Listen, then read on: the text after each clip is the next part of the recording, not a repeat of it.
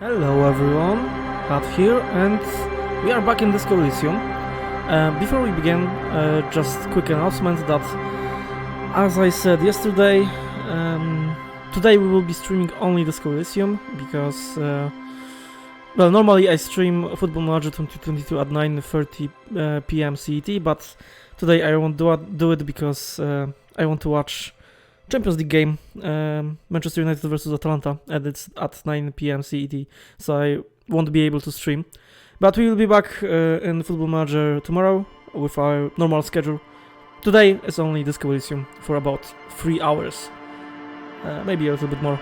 Yeah, that's it. Twitch integration is enabled, so if you want to, you know, maybe participate in chat and play the game essentially with me, impact my role chances, and vote on dialogue options, then there is an option to do that. Let's continue. And yeah, we stopped in a very interesting place yesterday. There was this weird conversation, interrogation maybe, more like, with Claudia, this woman right here. And man, I have a trouble summarizing my feelings about it because, like, the writing of it in itself wasn't, like, bad or anything, but I am very unsatisfied with this conversation. Like, you know, when I was talking to Joyce, I still stand by the statement that it was, like, the best conversation in the game so far, and thus, like, probably my favorite conversation in all of gaming, really. It was written beautifully. And this right here has kind of the same or similar dynamic, but it is very unsatisfying. Like, I'm not able to ask the questions that I want to ask. Whereas, you know, when I was talking to Joyce, I was able to do that. Like, you know, that conversation was really fleshed out, and this one, like, there's something missing here, and I'm not happy about it. And apparently I'm falling in love with this girl, at least my skills or my senses are telling me that. So yeah, we have a skill check with this lady. I was just thinking, what a nice day for questions. She lights a cigarette. Pertaining to a murder investigation. Yeah, we have a skill check with this lady. We already failed that once. But, you know, we unlocked it because we put another skill point into volition. Let's try it, I guess. Yeah, look her in the eye. 58%. Alright. Look her in the eye. Just like the last time. Sure. Light brown eyes look back at you. All is as it was. You feel cigarette fume rise from her lips. She's just as beautiful. Yeah, this shit right here. Like, all of my skills comment on her beauty and shit like that. This is really fucking... One, it's kind of creepy in some of those comments, and like, two, I don't know, there's something weird going on. We will protect you from her beauty. Yeah. We will consult you through the reefs and sounds of her persona. We will see through deceits. You are shielded. You are I think wise. This is the same. You are advised. Yeah, this is the same there dialogue. Are muscles on long white bones that line her limbs. Yeah, this is the same dialogue as before. Disco dancer. Avert your eyes. The strange moment ends. It was brief, no longer than 2.2 seconds. Well, shit, man. And we don't have another skill point to unlock it, so I guess this conversation is logged before now. Yeah, but no worries. No worries. We have plenty to do, I think, because today is the day that we can open the waterlock. But before we do that, let's like skim through our journal and see what we have to do. Talk to Titus about the door gunner megamix. Okay, let's do that.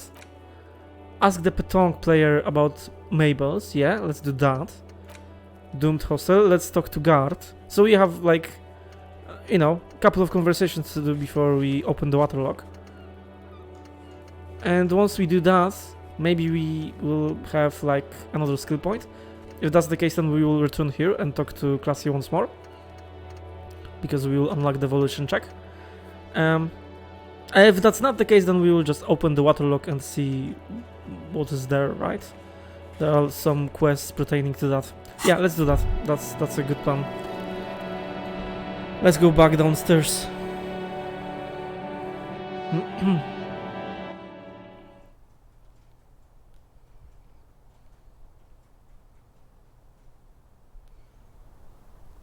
Right, and here. Oh, what's this? Wasn't this here before? This window is pristine on the inside, unlike the one next to it. Light from the desk lamp reflects off the glass in an untarnished golden halo. Okay, that's weird. This window is pristine on the inside, unlike the one next to it. So it's cleaned? But why would it be cleaned? Why would only one window be cleaned and not the other? Okay, run your finger across the surface of the glass. Smooth as ice. There are spots of mud and rain on the outside, even smudges. But the surface of the window is clear from the inside. No chips, no hairline fractures. Following your lead, the lieutenant leans in closer to inspect the surface. Huh.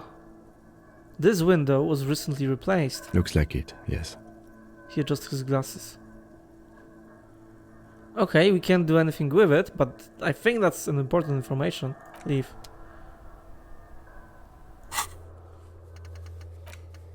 Ask another about tattoos possible meaning. Okay.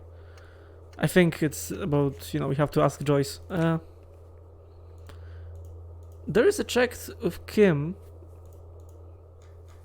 about volition also.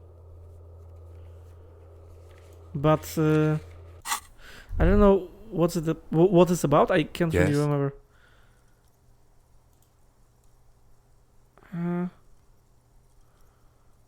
What about me? No.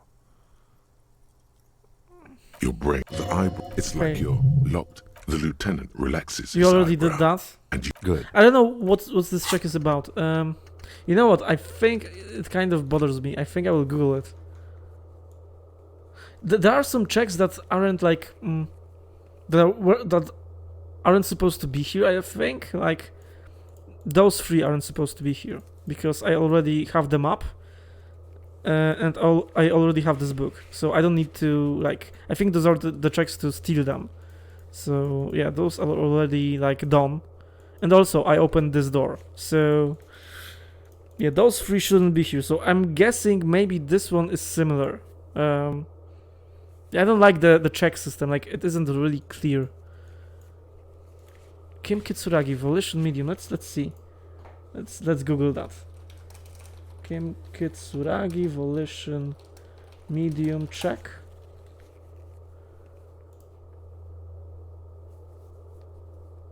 Yeah, there's a Reddit for that from 2 years ago. There is a white volition check for Kim, yet all of our dialogue has been exhausted, and I don't see any opportunities for a volition check. Yeah, there's an answer. Before I finished the game, I found that I had 3 to 4 checks that I wasn't able to finish when you get locked out by the plot. And it's impossible, it doesn't get removed from the list, like they probably should.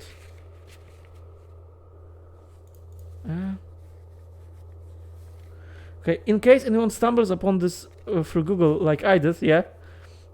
The check is actually for the locker inside the Union building on the way to Everett Claire's office. Oh! I have no idea why the menu says Kim Kitsuragi, since he's not even involved in the check. Okay, so that's like a stupid mistake, I think, by the developers.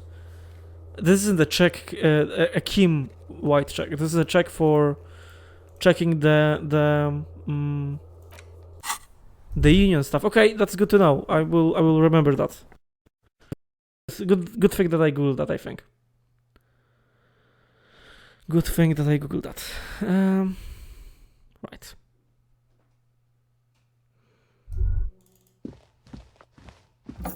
Okay, we have many loading screens.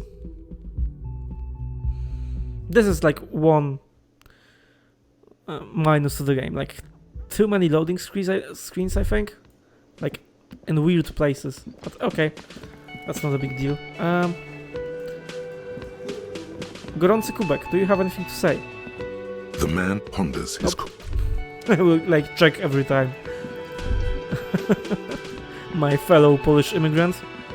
Okay, yeah, we wanted to talk to Titus first. Right, let's do it. The clowns are still hanging around. What is it now? Okay, I have to like wait for the whole animation to end before this dialogue box will pop up. So I talked to Claudia about the tape. Man, He tenses immediately. Chest tightens, jaw sets, ready for another blow. And nothing. She stands by what she said. that fucking fucker. You're the worst cops in Revachol. I gave you gold on that tape. He stares at his beer for 2 seconds intently, then turns to you. Gold, it was just a locker room talk. It's not evidence. It was dark stuff, but it didn't prove anything. And it didn't change her mind. Yeah, this is a nice answer. Yeah, it was bad. Honestly, I expected it to have more effect. Now, this is like, I'm siding with him. She pretty much laughed it off, Titus. Yeah, number 4. She pretty much laughed it off. Fucking fuckity fucker. And what did she say then? That it's fine. People are supposed to be like that. He shakes his head in disbelief. It did not come as a surprise to her, and she definitely wasn't scared, yeah. This is a good answer. Actually, I think it made her a little nostalgic. Okay. If anything, she seemed turned on by the whole door gunning thing. Number 4. Titus, she said she would like to be a little door gunner herself, if she could. Number 1. Like, all of these answers are pretty good, but number 1. It did not come as a surprise to her, and she definitely wasn't scared. Yes. In fact, I think she thought it was a little funny. Yeah. The lieutenant looks at you, then him. Funny. No good goddamn psycho whore. Titus mumbles, his lips barely moving. Alright. Oh, fucking righty then. I guess it's good then. Fucking. He slams his giant fist on the door frame. Please try to control yourself in the presence of visitors, Titus. Her voice is a bit softer than earlier. This is just perfect. Just fucking perfect. Any thoughts on this, lawman? Titus rubs his chin with his palm, as if trying to grind it smooth. Well, my thoughts are that you are a lying piece of shit, but let's see. Maybe she isn't who you thought she was. Maybe she's still in denial, you know, like a defense mechanism. No. Be straight with me, Titus. What really happened? I don't like number 1 and number 2. Normally, you know, when you have wrapped this up, or the dialogue that lets me, like, speed things up, I don't do it, because I want to, like, see all the dialogue that the game has to offer. But I don't like option number 1, and I definitely don't like option number 2, so... let's go with number 3, then. Be straight with me, Titus. What really happened? I already told you. We fucking had. In his hands and size. Yeah, and there was a fucking bullet in his skull. The man is slowing down. Looks like a bad blood sugar crash. He can't keep track of all the variables anymore. Who could? It's getting harder and harder to perform one's part in this sordid play. All it takes is a nudge. Come on, Titus. We know you didn't hang him. He was shot. I know you're tired. So am I. Why don't you just... Yeah. He taps on his notebook. You know what? I am tired. I'm tired of you and the whore upstairs. He gets closer. Fuck off! That lying, scamming. This is over. You understand? Your little investigation is over. He's like a fucking child, man. Yeah. There is a silence in the room. Alan starts saying something, then thinks best not to. Yeah, he's like a fucking, you know, Big child. On the floor, beer drips out of the can into a small puddle. No one does anything about it. What is this quiet funeral shit? All we need is some beers in us. He looks around. Bartender, 20 beers for the Dock Workers Union. Why do we make it 40, huh? Why do we make it 100 beers? You're not loud enough. The man shouts from behind the counter. 100 beers? Now we're talking. Hoppity hop over here, cafeteria manager. Glenn livens up. Oh, he calls him cafeteria manager. But Titus called him bartender. Interesting. Interesting dynamic. The window might be closing. The more beers they get in them, the less cooperative they will be. Shit. Rhetoric godly. Convince Titus he's being manipulated. Okay, but we have some pluses here. Mentioned surreal play. Strange reaction to bullet. Everett asked to cooperate. Angus can't take pressure. And discussed Ave Hardy.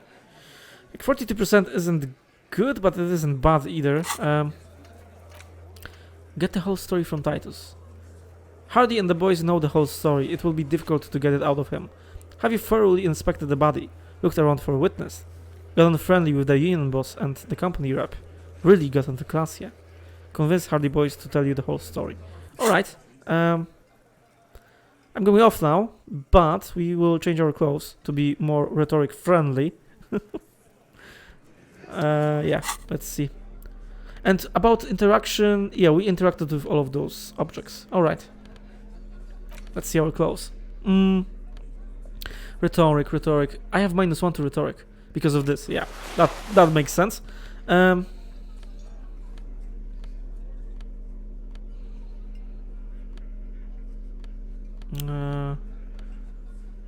Sorry.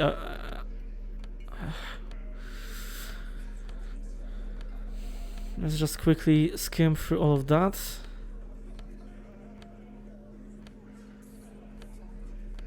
Yeah, there isn't a rhetoric plus. Okay, but we still have +1 to it. Let's save it. And let's do this check. It's you again. What is it? He acknowledges you gruffly. Okay, can I skip this animation? It's quite long. Right, convince Titus he's being manipulated. 58%. Let's go, game.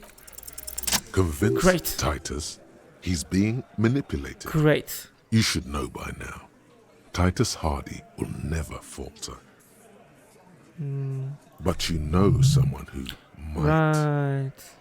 One of his boys will. That's it then. Case closed. Look around. We're going home, Kim. No, one of his boys will. Fat Angus. Yeah. The powerful guy. Mr. All Muscle. The time has come. Put him in the pressure cooker. To be honest, this is Fat Angus, right? I think so. To be honest, I feel kind of bad for the guy. Just remember, it's about more than Claudia. It's about these men and Martinez. Their district. Their responsibility. That's it then. Case closed. Look around. We're going home, Kim. The lieutenant raises his brow. He'll get it. Go on. Write it down, Kim. In Martinez, they just kill you because they don't like you. Got it. Kill you because they don't like you. All because... He takes out his notebook. Because of some check? Because you're a foreigner? No.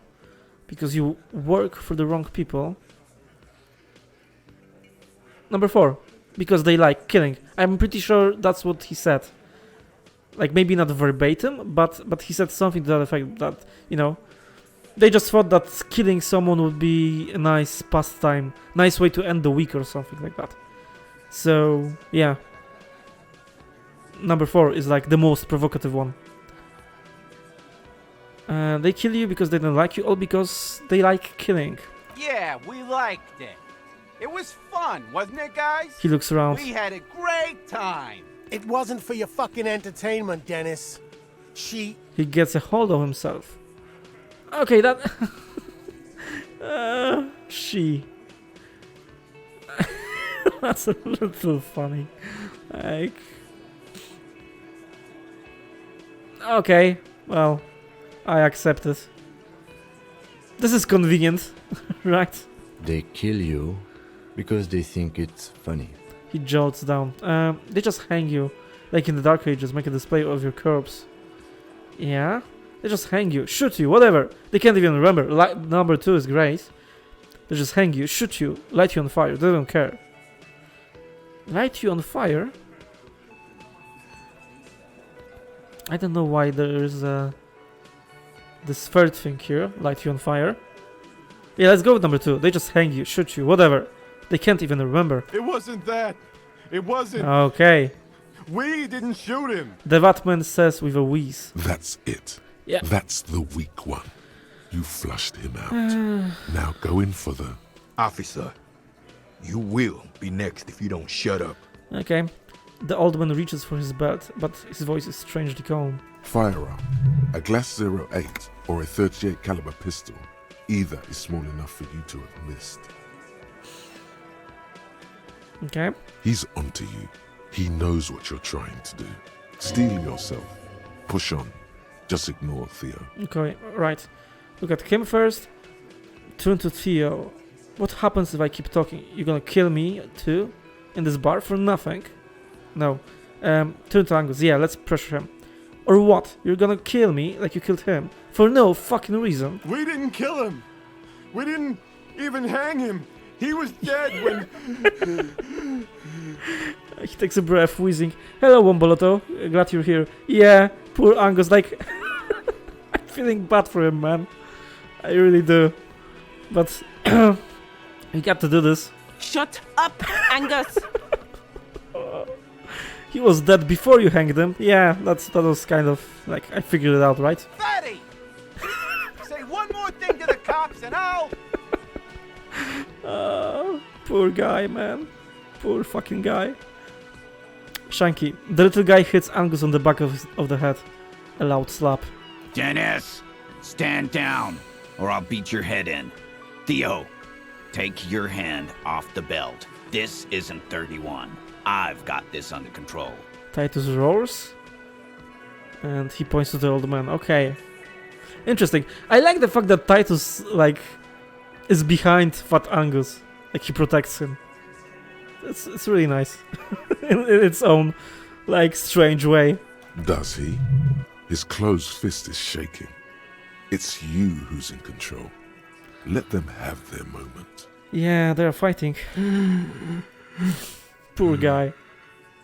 The room was quiet. So quiet you can hear Angus wheeze. Angie, where's your goddamn inhaler?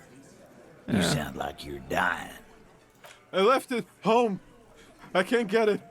I'm too fucked. He grabs his chest. I'm sorry. Why are you so fucking fat, Angus? Now it's all pointless. Because of you. You wasted my time. Holy I told you, Titus. I told you just give her up. Holy fuck. Why are you so fucking fat? Lizzie snaps at him. Okay. Lizzie, your help is no longer needed here. Go tell Everard. Fine. I'll tell him. After a long walk along the coast. She walks off without looking back. You're in. He's all yours. Questions? I'm sorry I made you guys fight. No, I'm definitely not. This is a stupid answer, I think. Okay, whisper, Kim, we did it. Okay. So you didn't kill him, he was already dead, yeah? So who killed the merc? And the leads? I mean, let's whisper to Kim. We did it, man. The lieutenant gives a smile only you can see. Great. I think we can ask all of those questions. I would presume so. So let's go down the list. Number 3. So you didn't kill him. He was already dead. He nods. Okay. You hanged the corpse to cover up the real cause of death. The bullet in his head.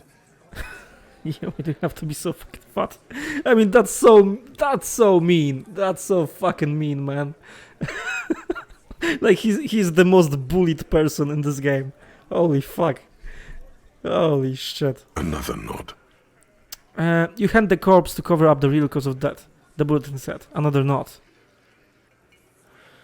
Why? Because the girls asked us to. They were in some shit. The girls asked us to. Who are the girls? Girls plural. Yeah. There's another girl. 2 of them. Take note of this. They'll probably say more about her later. Did she kill him? Cop, I have no idea. The girl says she didn't. I assume that he means Claudia here. Okay. What happened Sunday night? Claudia came down. Okay. She seemed really out of it. Drugged up, even more than usual. Bug-eyed and gurning, you know. Not in a fun way. He points to the stairs. It looked like she'd redosed after something went down. I've seen that look before. She was scared. I knew someone had died. How did you know? I've done this job for 10 years. I've seen it before. It's the politician in the motel room with the dead hooker scenario. Only in reverse. Mm-hmm. Good analogy, boss. The rat-faced man snickers. You don't get to talk yet, Shanky. He points at him. You're still on the bench. You keep taking it easy too, Angus. He turns back to you. What happened then? We went upstairs. Sure as day the merc was dead. There was a bullet hole through the window. Oh. Dirty sheets and bottles everywhere. Okay, there was a bullet hole through the window. Yeah, I noticed that the window was replaced. Huh? Okay. Important information. He scratches his chin. He means they'd been fucking. Yeah. Tibbs patched the window. And the corpse. We hanged. Who's Tibbs? The 8th Hardy? Nah, he's my brother. He's in the window replacement business. Okay. If Claudia didn't kill him, why the cover-up? You may have noticed our girl's in some shit of her own. I didn't notice anything. What kind of shit are you talking about? She told me some people were after her, from Orania. She wouldn't say more. Yeah, she wouldn't. She's fucked if she shows up on police radar. These people, who are they? They're powerful, connected to the moral intern. She's clearly afraid for her life. Says if she showed up in your systems, she'd be ghosted away. He looks out the window. Okay, so she is some kind of fucking spy. Like when she said that she nicked the phone line and just casually like mentioned it, and I couldn't ask her any more about it. Like right then I thought this is some weird shit. Like normal people don't know how to do it, I don't think. Nick the phone line to muffle their voice. That's all he knows. That's all she's told him. Yeah, Claudia is sus. Yeah, she is. She's sus, man. She is the imposter. And why would you help someone like that? By taking on a murder? Why would I? I guess we abide all sorts of runaways and losers here. It's a Martinez thing. He shrugs. Okay. Let's read that again. They're powerful, connected to the moral intern. She's clearly afraid for her life. Says, okay. Interesting, man. Interesting. So who killed the merc then? Any leads? Not yet. Just some ideas. She says the shot came from outside, behind the window somewhere. So that's a clue. What are you thinking? I'm thinking someone's past caught up with them. Either hers or his. So like...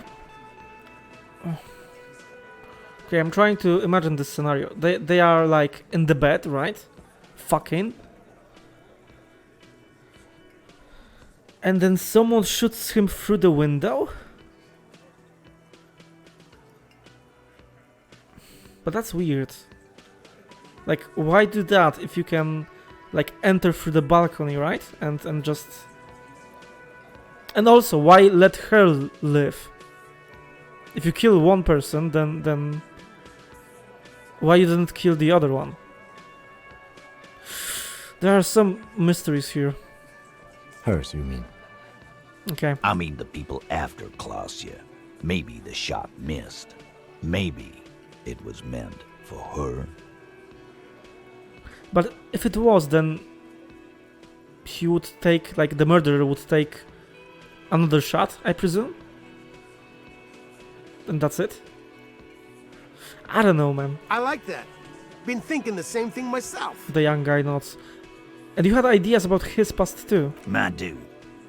One of those mercenary buddies of his could have done it. They got guns, training, years of bad blood, probably. Or it could have been someone else from Cronell.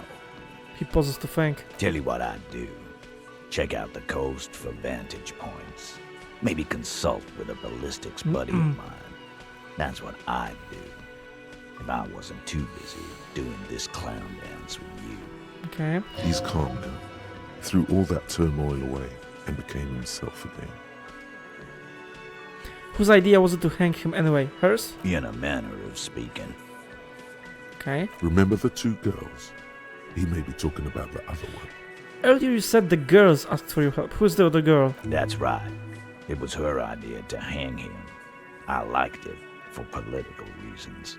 It sent a good message. He blinks.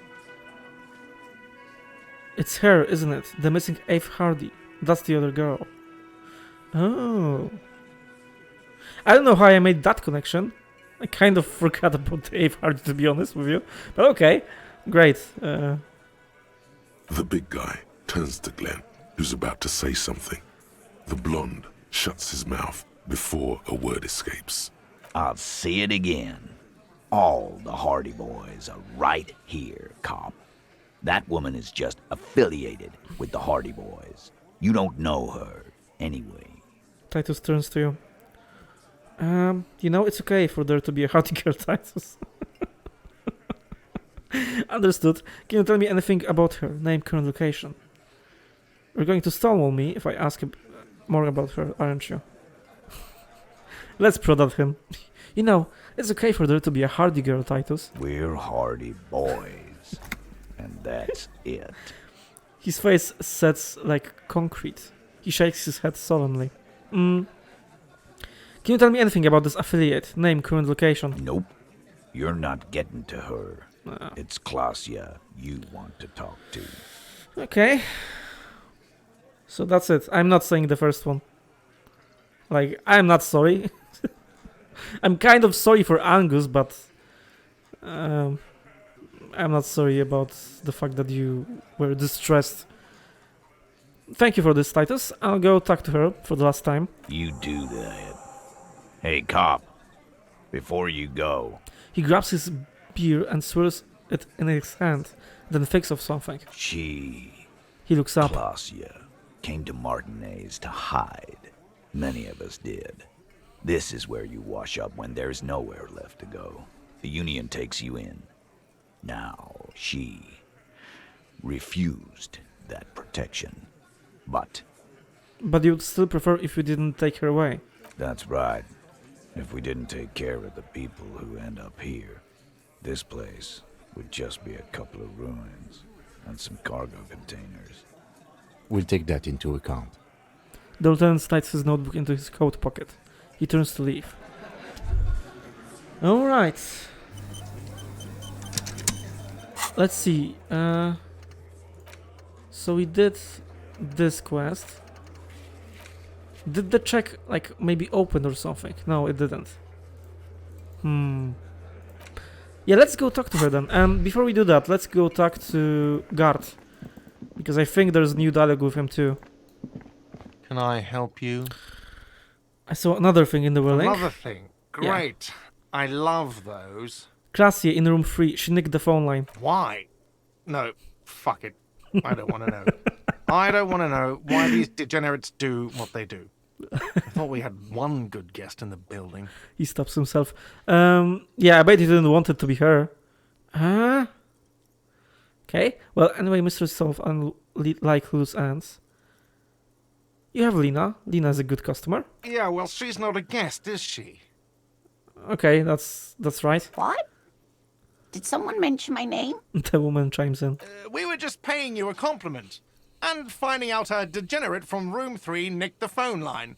Everything is okay here. He yells, then turns to you. Good thing that guest pays for her stuff on time. I'll forward her the bill and be done with it. Was there anything else? Guard, what if I told you I got into the back room behind the blue steel door? Oh, okay. Well, I did hear you make noise back there, so good for you. He controls his excitement well. He's really holding himself back here. Yeah. It takes a lot of willpower not to ask. Obviously, he's been wanting to know what's behind the door. Aren't you gonna ask me what's behind there? Okay, what is back there? Back there. Skeletons, a mausoleum of the dead. Pinball machines, a pinball workshop. Nothing. The black gaping maw at the end of time. Okay, I don't... Like, number 2 is boring. Either number 1 or number 3. What would you pick? I'm interested. I mean, you can also vote for number 2, but I kind of want to, like, fuck with him a little bit. Okay, you would pick nothing, I guess. Let's go with number 1. Skeletons, a mausoleum of the dead. Yes, haha. What's actually behind there? Nothing. The black gaping maw at the end of time. There is no gaping maw. If you don't want to tell me, you don't have to. That's okay. He shakes his head. But please do still tell me. Yeah. Okay, I have to do number 2. Pinball machines, a pinball workshop. Ha! I knew it. I've always wondered where those machines by the door came from. And they told me there was some kind of pinball thing here too. Vombolto, it wouldn't let me. Okay, that's weird. Maybe... but did you get the pop-up, the window on the stream? Maybe you have to, like, refresh it or something. That's weird. Well, you know, I will try to do it regardless in these kind of dialogues when we have some interesting choices. Yeah, if you like, tell me if you want to even vote. If you don't want to vote, then I can, like, skip those parts. But I think it's fun, right? It's a fun extension to have. I knew it. Were there any back there? In working order, I mean. I have the extension, but not the pop-up. So I think maybe you have to, like, refresh the stream, or maybe the second thing, maybe ad blocker blocks it or something, or a web browser blocks it. I don't know. Sorry. We'll try it again, like, later. If it doesn't work, don't sweat it. Okay, right. Okay, I knew it, Huppies. Were there any bug there in working order, I mean? Why do you want to play? Because I might be up for a game. Didn't check. Pinball isn't relevant to the investigation. Didn't check. Pinball is stupid. Yeah, like... Kim hates pinball, right? Let's get some points for this in his eyes. Didn't check. Pinball is stupid. The lieutenant nods in agreement. I was just wondering if you found pinball machines there. Yeah, appears to be making a calculation in his head. Like that. He was wondering about something business related, about how much money he could make of one. Okay. Thinking of turning displays back into a pinball arcade. If you're thinking of selling those pinball machines, I want a fat cut. See sweet shit. Beat your chest. I'm a disruptor. Okay, number 3. I feel a capitalist plot coming up. Capitalist plot. The pinball we have in the corner now is broken. Oh. I want to diversify the entertainment options. He rolls his eyes. It wouldn't hurt to get a little life in here. Other than the hellish karaoke machine. That one's always causing trouble. Oh, I'm going to cause a trouble in there with this karaoke machine, don't worry. Sounds like he cares about the place. He's not going to be overjoyed to hear that it's part of the doomed commercial area. Yeah, that thing. He should still know. You have to be forewarned about these things. Yeah. Oh, sure. I mean, we'll do the doomed commercial area last. Like, this actually is fucking serious. There's a peephole in the wall. What wall? Yeah. He startles. Upstairs in the secret back room, right next to Claudia's bedroom. I found it when I found the pinball machines. I'll have it fixed at once. Thank you for letting me know. I assure you, the Whirling does not abide spying on its guests. The colour has drained from his face. What a shame to fix such a good people.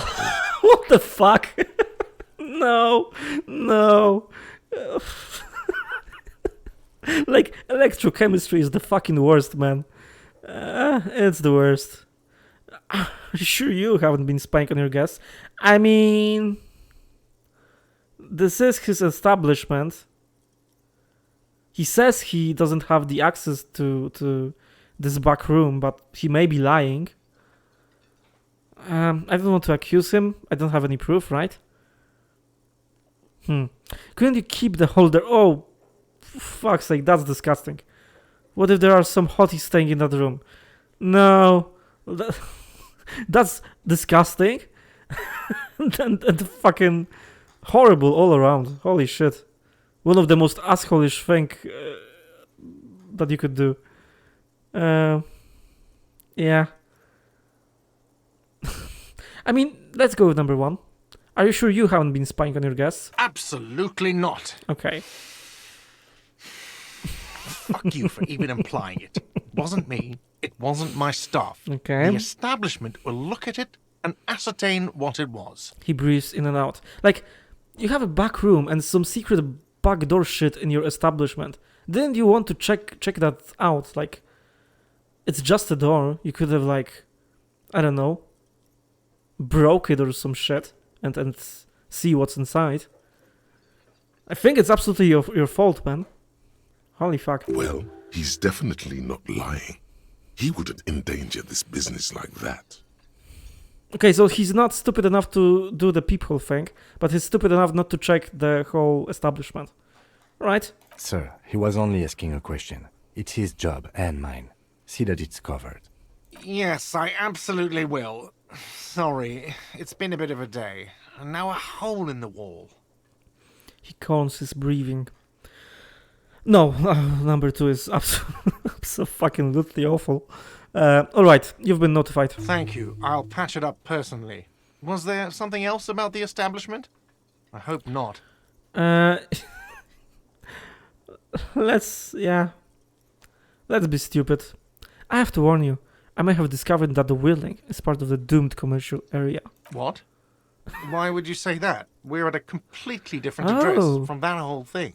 He looks mildly startled. Oh, interesting. He knows what it is. So he knows of the doomed commercial area and its address. He's thought about this. Wait, so you know of the curse? Everyone knows of it. The Whirling is listed on the intercom outside as one of the businesses in Building B. You should get your wiring fixed. I tried to call and couldn't reach you. I've been working here for a long time, and that intercom has never been used by the Whirling. Okay, hold on, not once. Isn't that already a sign of decline? It's a sign of the Whirling in rags not being part of the doomed commercial area.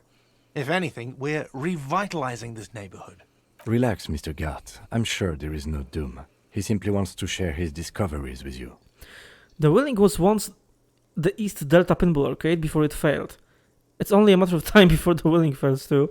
And number 2, the Whirling was once the East Delta Pinball Arcade, which failed.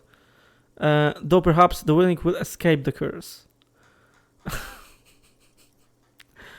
I mean, okay, let's be a little bit more positive, I guess. Number 2. Does this look like part of a doomed commercial area? This pre-revolutionary tilework, these high ceilings, the nice rooms, well, most of the rooms. He makes a sweeping gesture. For 14 years, man. That's how long I've worked here. I've kept this place up through hail and through sleet. Fuck me, if some doom ghost. He steadies his voice. You must really care about this place since you've worked here for so long. Yeah. Yeah. He sighs. It's slowly growing on me again. It's beautiful in its own way. Especially for this neighborhood. I've been trying to keep it that way. Even if it is part of the damn doomed commercial area. Uh-huh. So you finally admit it. Yes, your police skills have delivered. I'm sure you'll get a commendation. Maybe even a promotion. Alright, who owns this place? Some real estate management company. They never come around here, just collect money from afar. Honestly, I think some money laundering might be involved. Okay. And who named it Whirling in Rags? Well, it sure as hell wasn't the real estate company. It was you? You look surprised. What? It's a great name, I know. Cafeteria managers come up with great names too. It's from a song. A song? Hail, Holy Queen by the Ateniers. Hail, Holy Queen of the Sea. He quotes. You're whirling in rags, you're vast and you're sad. Good pick. The lieutenant nods. Well, good luck to you with this place then. Well, too bad it's all doomed then. Let's be positive. Good luck to you. Luck has got nothing to do with it. I need to think about where I'm going to place those pinballs. I have a feeling they're going to help. He looks to where the hidden room is. Against the doom, it's implied. So, if you didn't have anything else to tell me about my establishment, can we, wrap it up? Okay. Yes? Yeah, I think that's it. Goodbye. Hey. Psst. Who, me? Yes, you. Word on the street is you're ready to start building communism. Oh, shit, man. I don't like that. Okay, let's see. Yeah, I picked another, communist option, I think. Alright, implied communist option. Again. Yes, you're ready to start building communism again. No. You've built it before. They've built it before. Hasn't really worked out yet. But neither has love. Oh. Should we just stop building love? Can I argue with that? Yeah, we should all stop building love. Based on my experiences with X something, that's probably reasonable. Love has worked out really well for me. I'm a love winner. Number 2, we should all... it's a little bit pessimistic, depressing, but... Yeah, we should all stop building love. This conversation isn't really about love. Try to keep up, okay? This is about the communism you've promised to build. Word on the street is it's going to be 10,000 times larger than any communism previously attempted. Is that true? Get the fuck out of here now. Finish thought. Sure as hell I don't want to be a communist. I'm sorry, I nothing against people who sympathize, but yeah, it's not me. But I want more dialogue, man. How come there's a word on the street? You keep saying things like, down with the bourgeoisie, eat the rich, sodomize the landowners, impale all people who have more than 25 real in their pockets, literally murder all human beings regardless of their political beliefs. That kind of stuff. Oh, great. Right, that sounds like me. I haven't said anything like that. I've said some mildly left-wing things, but none of those. I haven't said anything like that. Okay, not in so many words, but don't deny it. You're about to rip off that mask of social democracy and reveal the monstrous seven-eyed lamb of global communism that will devour and masticate mankind. Oh shit, man. Everyone can see that. So tell me, do you have any questions before we fire up the big communism builder? Or do we get right down to it? Wait, first, what's this communism even about? Failure. It's about failure. Failure? Yes, abject failure. Total, irreversible defeat on all fronts. Absolutely vanquished, beaten, curb-stomped and pissed on. Until you can. Oh, right. You will reverse the fortune of the workers of the world. We will try the communism one more time and it will be beautiful. You alone, against every living thing, against every human alive. 800 trillion real in the hands of an impossibly well-organized ruling class. Towering city blocks of bankmen who have the ears of prime ministers. Million-headed armies of nations and the love of your own mother. You against the atom, the charm and the spin. Where the whole world failed. Matter failed to bend to human will. Human will failed to get out of bed and tie its laces. You alone, single-handedly, will rebuild the dreams of the working class. You are the last communist. It's like a fucking, I don't know, The Last Jedi or some shit. No, I am definitely not the last communist. Holy shit, far from it, man. Now get to work, comrade. No. Fuck you, man. Sorry. Nope, it's too tiring. I don't have it in me. I'm beat down and broken. Opt out. Very well. I guess no one will build communism then. Tell the working man it's over, unless anyone has Objections? Let not failure ensnare you any further, beautiful pixie girl. Be an acrobat, a prancing fairy queen. What? Did someone mention cocaine? Are we doing cocaine? What the fuck? I'm sure I heard someone say Oh. cocainism. What the fuck is going on? I'm lost, man. Anyone? Anyone else? There's no one. There's one. What should I do? No, shut up. I want to lie down and let the water carry me downstream. Discard thought. Okay, I'm lost at this point, man. What the fuck? I thought that we were talking about communism. What? Number one, what should I do? You should build communism. No. Precisely because it's impossible. No, fuck you. Shut up. I want to lie down and let the water carry me downstream. I'm not the communist, man. No, definitely not. Like, if there are some socialist people watching this, then okay, I have nothing against you, but no, man. I'm not a communist. Yeah, funny shit. Funny fucking shit. Umberto, I were ultra liberal and you keep talking about the grind for money and you get $1 every time you say it. Yeah, I got this perk too. Yeah, this thought, right? Indirect modes of taxation. Yeah, ultra liberal dialogue option gives +1 Yeah, I got this enabled. Like, I'm not ultra liberal also, but if I have to choose, like, I'm more liberal than I am a communist, definitely. Right, let's go to Claudia and let's talk to her. Holy shit. Well, to be honest with you, of all the political things that we encountered, or like Copo type thingies and thoughts like that, the communism is like it popped out only just now. So yeah, I think I'm almost in a halfway point maybe in this game. So I mean, it's last, right? So I didn't pick those options like often. Right.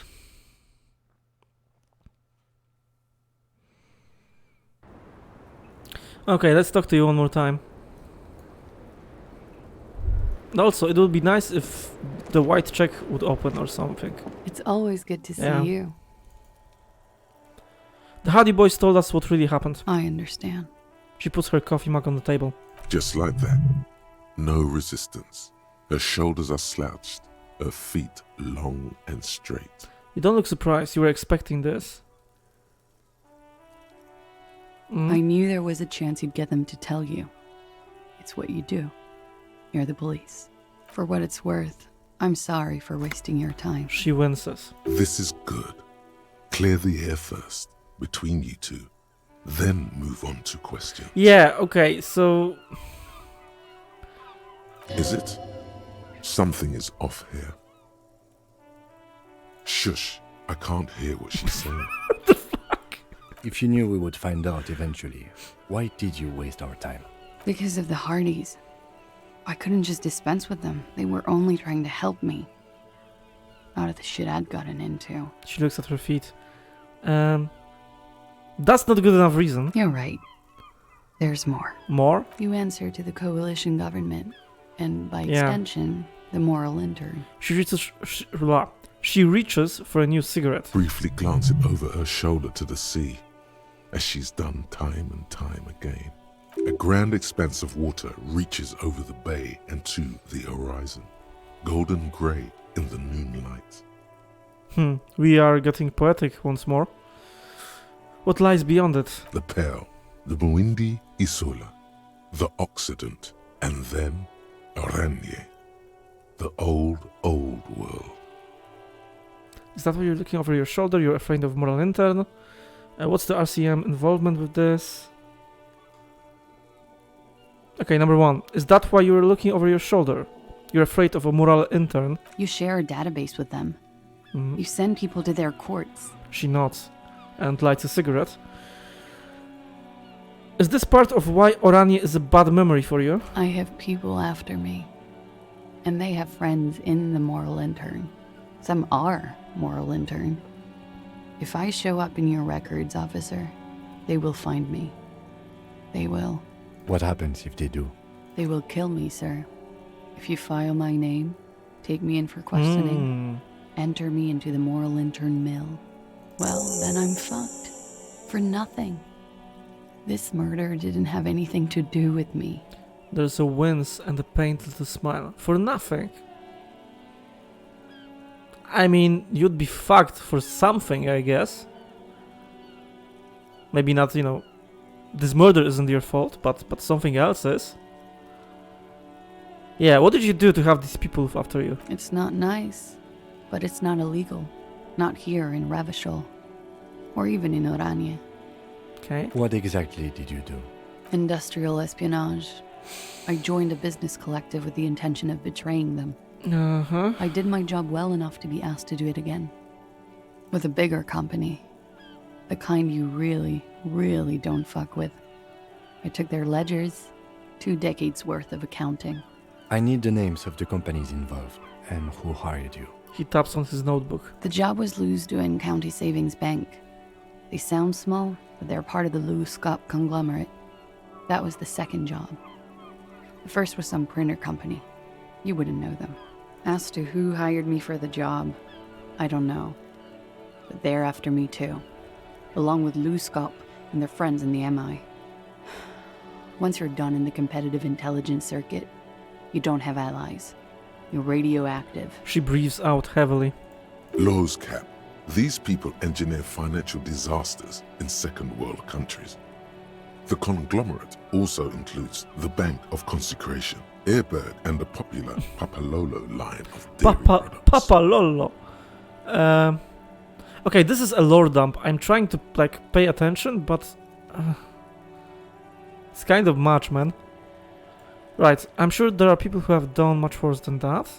Serves them right. When I am king, the saving banks will be first against the wall. You're right, this is bad. You've destroyed what people have built. That's a lot of shit you've gotten yourself into.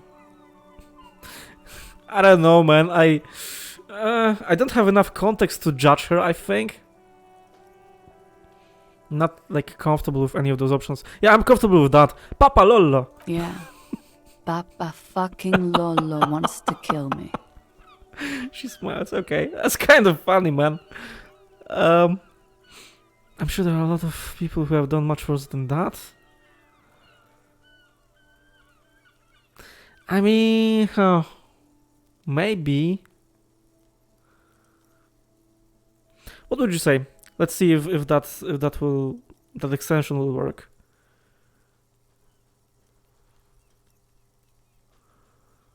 Well, I'm guessing it doesn't. Oh, it does. Okay. Number 3. Alright, let's go with number 3. It does. Great. That's a lot of shit you've gotten yourself into. It is. Many people lost their jobs. Not just C-suite. Ordinary people. What I did to get to accounting... She shakes her head at the thought. A lot of people got hurt. She concludes. But that's just more of my shit you shouldn't have to deal with. You're solving a murder. What happened here the night he died? We were there. Together. In bed, I mean. She points to the window. The silhouette of the bed is visible. Alright, tell me exactly what happened. Okay. She takes a deep breath. He was in a kneeling position. He had just entered me. I was on my back, looking at him. I heard the window behind me shatter, and I turned to look.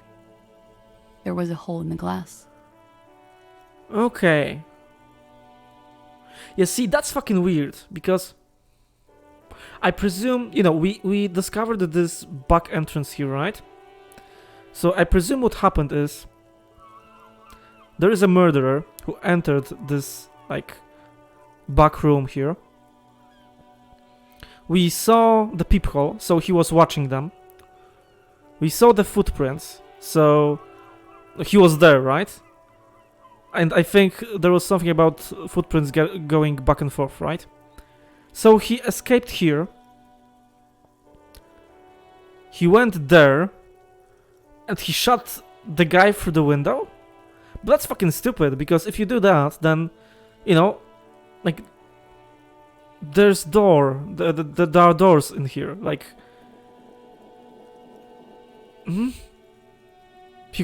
I don't know if you can open the door out from this side, maybe not. I don't know, man. I don't know. Like, shooting someone through a window is weird. And also, if you do that, then you also should kill the woman because she's a witness, right? Fucking weird, man. Let's continue. I turned back to him. She breathes out. A moment of silence. His eyes were looking through me, and his mouth was open. Dumb. I could see. I could... Her chest rises and falls with each word. She keeps herself together and says it. I knew he was dead. Before he fell down on top of me. You don't have to continue if you don't want to. No. Then what happened? He was heavy. I pushed him off and he fell to the floor. There. She points through the window. He only had his boots on. I bit the pillow, not his cream, then ran downstairs. There's a long pause. She just stands there, her arms at her sides. If the killer was so close, it is weird Claudia didn't see him. Yeah, also that. It's, yeah, the killer behavior is weird as fuck. Like, he killed the guy through the window, and I think he didn't have to do it. And he didn't kill her. And she didn't see him, apparently. Maybe she did, and she will tell us, but I don't know. I waited for the second shot to come. Yeah. For me. Right. I thought there would be one. It never came. She's forgotten about her cigarette. The butt has burned right down to her fingernails. Your cigarette, miss. Oh. She looks at it and quickly tosses the butt aside. I'm sorry this happened to you. Are you sure you're not making this up? Shake your head, that's a motherfucker.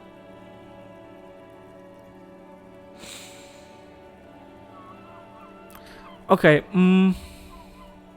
I still don't really trust her. Like, I'm not sorry, to be honest. I mean, yeah, this is a horrible thing to happen to her, but there are inconsistencies in her story, right? And I don't know if she is, like, telling the truth this time. Still. So... I mean, that's a little bit brutal, but let's go with it. Are you sure you're not making this up? I'm not lying to you. She immediately lights another one. You may sometimes be bad at reading her, but this time, truly, she's telling you how it really went down. Okay. What time was this? When did it happen? It would help us if you could be as precise as possible.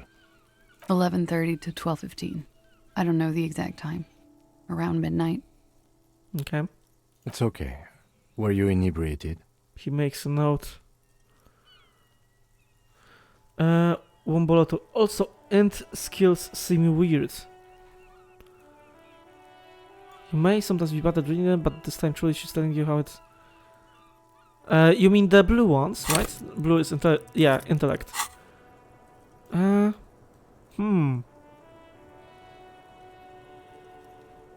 Okay, maybe. Like the drama... Is it weird? Well, okay, let's continue. Not as much as usual. He'd done a line, plus other things. I was drinking. Wait. Titus said she was gurning her jaw off. Yeah. Much more than usual. Titus said you looked pretty high. Oh, yeah. She tilts her head. I did one of his lines. Just to clear my head. Good thinking. Clear your head. You should clear your head. Get into this mindset. I think electrochemistry trying to, like... This comment does not exist. Fuck you. This comment does not exist. Let's look at that. Oh yeah, she tilts her head. I did one of his lines just to clear my head. Like, again, she lied to me. This is another lie. Like, what the fuck, miss? I was drinking. I don't trust you, man. Not at all. Did you hear or see the shooter in the course of this? And again, we can't ask any questions about it? Right, let's continue, I guess. No. Did you hear or see the shooter in the course of this? No. Right. So, another inconsistency. Like, she would have to see him, right? Okay, what did you do then? Nothing. I was trapped. I was stuck in my room downstairs. I got some clothes on and crawled back up, drew the blinds. Blood was coming from his mouth. Not a lot, just a little. He was still on the floor, slouched. I couldn't be there with him anymore, so I ran down and out of my room, into the hallway, down the stairs. I knew there would be people there. What happened after you ran downstairs? Sylvie was tending the bar. She looks down. A lot of people were there. The Hardys were at the table in front of the stage. I think the Union box was full. Okay. Ruby was there too.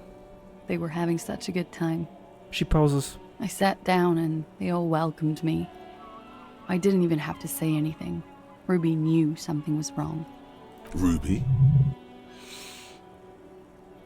Yeah. I didn't catch that. Yeah, who the fuck is Ruby? that's actually a good question. Yeah. What? He was still on the floor, slouched. I couldn't... Okay, so I ran down. Sylvie was tending the bar. Yes, we know that. A lot of people were there. The Hardys, right. Ruby was there too. What? Who is Ruby? Ruby.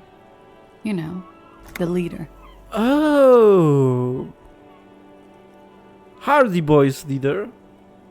The leader? Of what? The Hardy Boys. Yeah. She says as if it's self-evident. Huh. Like, everyone is fucking lying to me, man. I don't know what's true anymore. Everyone is, like, fucking with me. Okay, I thought Hardy was the leader of the Hardy Boys. Well, nominally, yes. Okay. Ruby's the one they go to when things happen, like things they need taken care of. She's the organizer. This Ruby, in her phrasing, is entrusted with great power. She trusts her. So do the others. See that? I don't like it. I have only one option. I want to ask more about Ruby right now, but I can't do it. Okay, let's go on. What then? Well, Ruby said let's talk upstairs. I Okay. showed her the room. I've known these people since December. They know my situation, but I can't leave a paper trail. Ruby was the first one I told. She said she'd take care of this. It's what she does, you know, take care of things. I helped her get the body to the bathroom. We used a belt to pull him up under the shower, to keep him upright. Oh shit, man. Like, if you were emotionally distressed, like as much as you tell me that you were, then doing that shit is really weird. Like, I helped her get the body to the bathroom. We used the belt to pull him up under the like, what the fuck, man? To mislead you, they were tampering with Yeah. To produce lividity, matching a hanging? Yes. Okay, I think you should go to jail, lady. We completely missed the tampering. Looks like you got there in time. What was this, 20 minutes after death? About 20, yes. Ruby explained it would make the blood... You know what he does.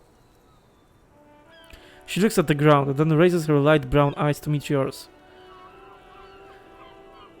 Oh, this lady, man. Then what did you do?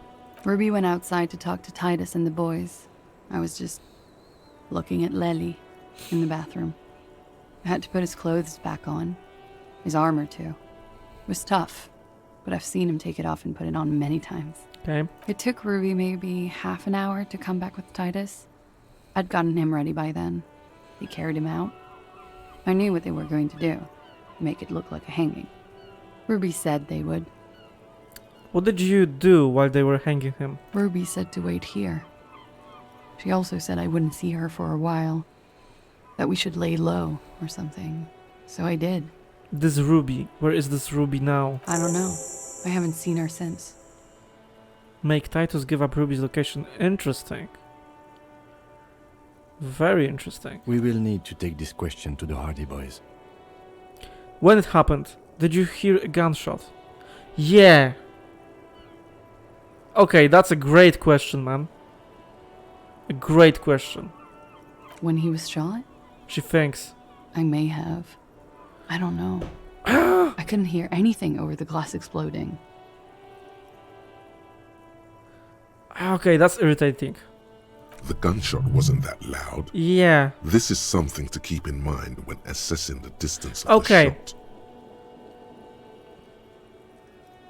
The distance of the shot. Alright. So it wasn't shot here. It wasn't, yeah, it wouldn't make sense, right?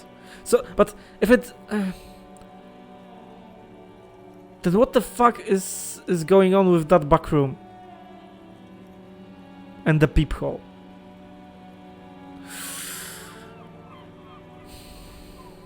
If the shot was taken, like, I presume by...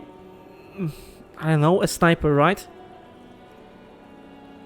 Then what the hell is this? I don't know, man. Did you kill Lely? I mean, a valid question. I would assume. Like she still could be lying to me. Did you do it? What? Why would I put myself through this? Insanity.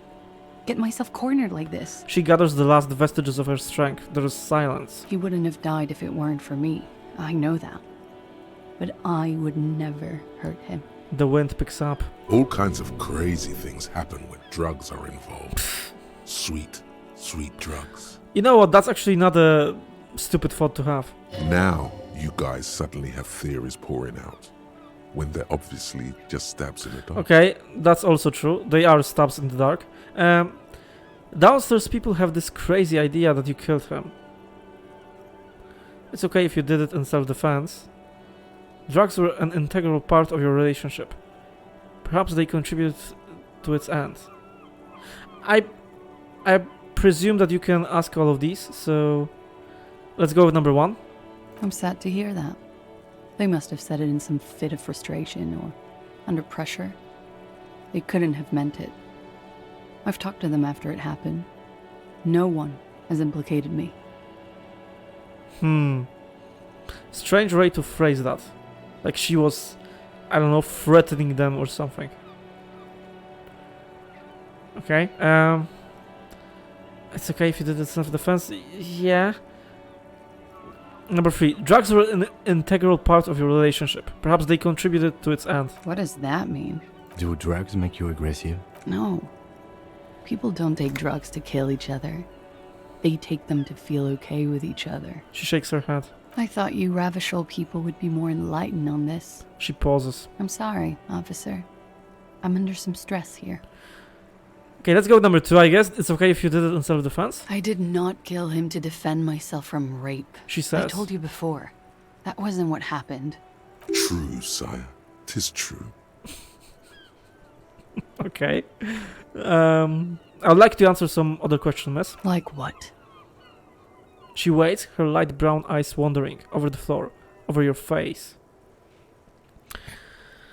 Right. Could the people after you have killed him? That's the first thing that went through my head when I heard the glass break. And? I thought they'd found me.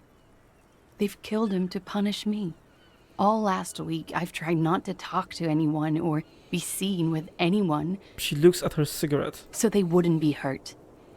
I've come to understand, however, this is paranoia. What happened didn't have anything to do with me. But maybe it did. I just don't know. She shakes her head. I don't know anything.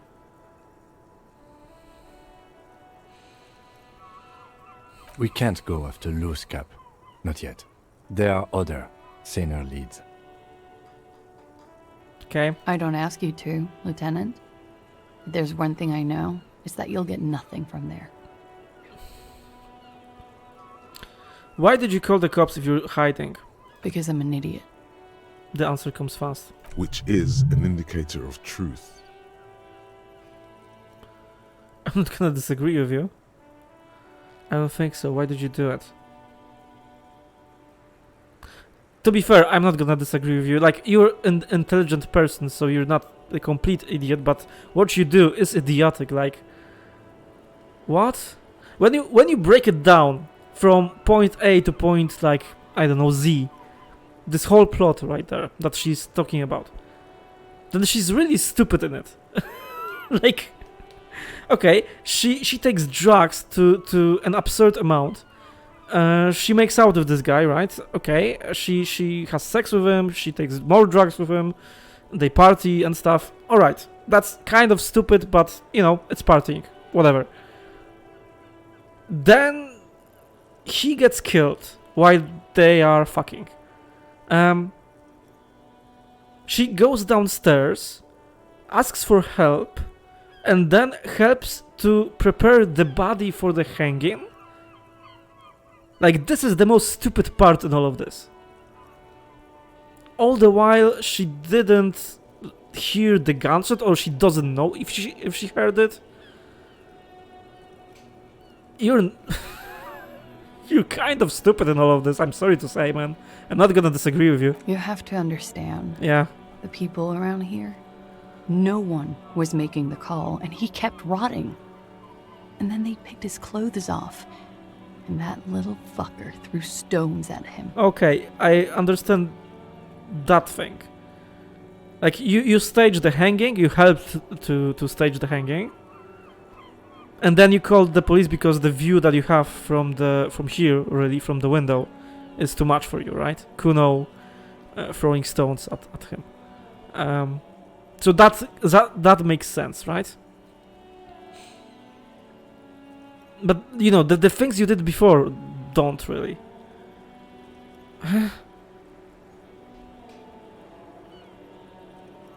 Why the fuck did you stage it? I want to ask that question. What was your motive? Like, you were hiding from the moral intern, so you didn't want to have police on your back? But it's still stupid. I don't know, man. I don't know. Her jaw is clenched. Her throat moves. It takes all her strength not to cave in and sob. Okay. Once. Just one time. He kept throwing stones at him for 3 days. I could hear the thud. Thud. She shakes her head. So I called you. I hope with all my heart it's not the last thing I do in Ravishol. She definitely called the cops. That was task complete. It could not have been a lie. That is impossible. Okay, yeah, the intelligence skills are weird.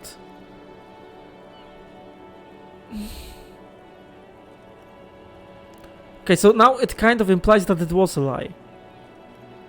What? Let's go further. When was the window changed? Last week. Angus and Titus's brother, I think he's called Tibbs, took care of it. She takes a drug. You should have another look at that window after this. Okay. Reconstruct the scene. It's right there. In her bedroom inside? Yes. You see the glass sparkling out of the corner of your eye. I think we're done here for now. She nods, silently. She doesn't even smoke.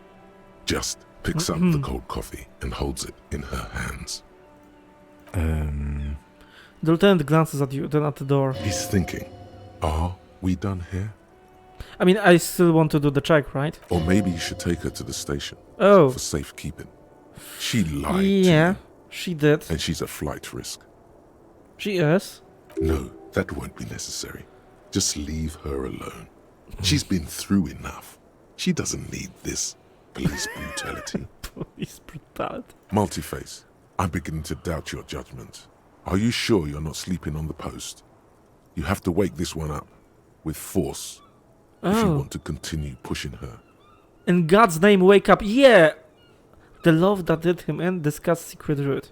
Yeah, this I knew this conversation was somehow like rigged or it was fucking weird. This check is still locked. Do I have a skill point? I don't. Yeah, let's wake up. Can I ask you for a favor, Womboloto? Can you give me another point in intelligence so that this skill would be like higher? Let's try it. You have to like do -1 to anything else and +1 to intellect. And I think it would work. Let's try it.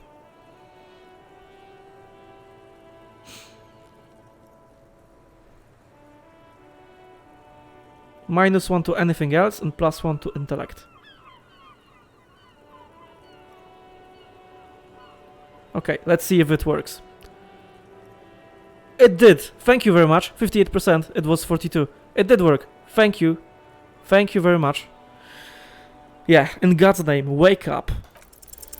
Who? Yes. What? Dear God, you've been lied to. She could have killed her lover and lied to everyone. Yes. She's not candid at all. She's smoke and mirrors and willow wisps. To be honest with you, yeah, that's exactly right, man. She probably didn't give you her real name either. Yes. Why would she? Yep. Arrest her immediately before she further entangles you in her web of lies. Okay, but I'm thinking that I'm going from the one extreme to the other right now. Like now she's the source of all evil. Yeah, I love the 180. Yeah, the complete fucking turnaround, man. I love her too. Oh, she's the devil now. Kim, why have you not arrested a devil woman? You know, I think you didn't make that call to the station. Your real name isn't Classy Amandu. What if I told you you're under arrest, miss? Let's change the subject for the time being. Let's go down the list. Turn to Lieutenant. Kim, why haven't we not arrested her yet? There may be grounds here. At least for an extended detention. Yeah. A little whimper. The young woman hears you. She's looking around. Like, good. Devil woman. Sure. Let's say devil woman, I guess. What?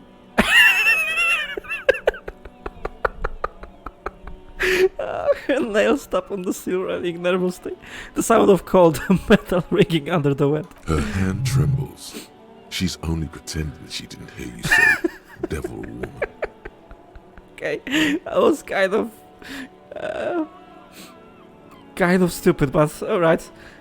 You know, I think you didn't make that call to the station. I did. What is this? I called your desk or whatever it is. The numbers are all over town. Call 8-100-2 for emergencies. She takes a step forward. There was an older woman on the other end. It sounded like she was smoking. She took my complaint. She coughed. Okay, maybe you did take that call. Like, if she is like describing all of that in such detail. That is the emergency's desk number. Alright. Anyone could know that, sire, by looking around and calling the desk. I don't believe a single word she says. Yeah, and earlier it was, oh, this was true, sire. This is true. My liege. What time did you make the call? Thursday night. It was late, sometime after 12. It checks out. Okay, the lieutenant nods in your direction. Anyone could know the number, and that someone coughed, it means nothing. Yeah. But I know the time of the call too. She breathes in. I know I have not been 100% truthful with you officers, but I am now. To borrow your percentages, I'm thinking you were like 11% truthful with us, and 89% you were lying. Like a little nod to your comment about the rape. Your real name is Classy Amandu. Yeah. Like, you said that it is because it's original. Like, that's a stupid excuse, isn't it? I agree.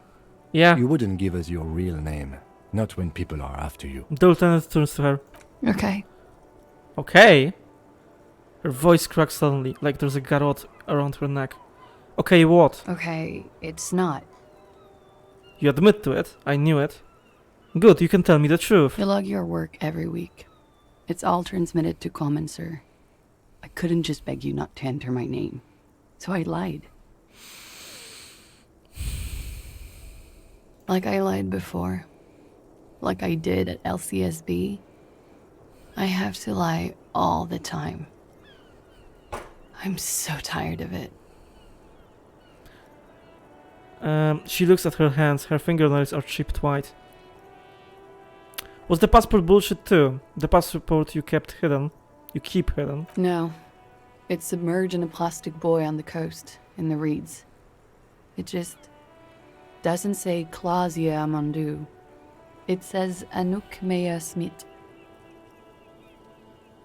Does it?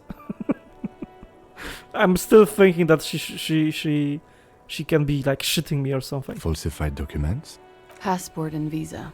She nods. Given to me by my employer. I can't even use them. My employer probably leaked the name, Maya Smith, to hurt me. Why would they do that? I didn't show up to a rendezvous. They don't take that lightly. She rushes to explain. I didn't show up because I was afraid they'd do something to me. The job was finished. I'm just a liability now. Where is this buoy? That's how you pronounce it? Let me just double check. Sorry about that. I'm not a native speaker, so... buoy... Boy. Boy. Okay, interesting. I would have pronounced it buoy, but I guess... Boy. Boy. Like boy. Boy. Okay, sorry about that. Let's go further. Where is this boy? West of the boardwalk, in the reeds, on the coast there. I put it there when I first arrived. Haven't been there since. I'm not sure I could even find it now. She points towards a clump of ruins on the western horizon. West of the boardwalk in the reeds, on the coast there. Okay.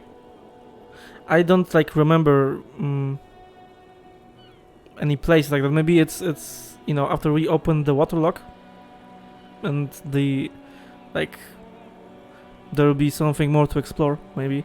It's useless. Okay.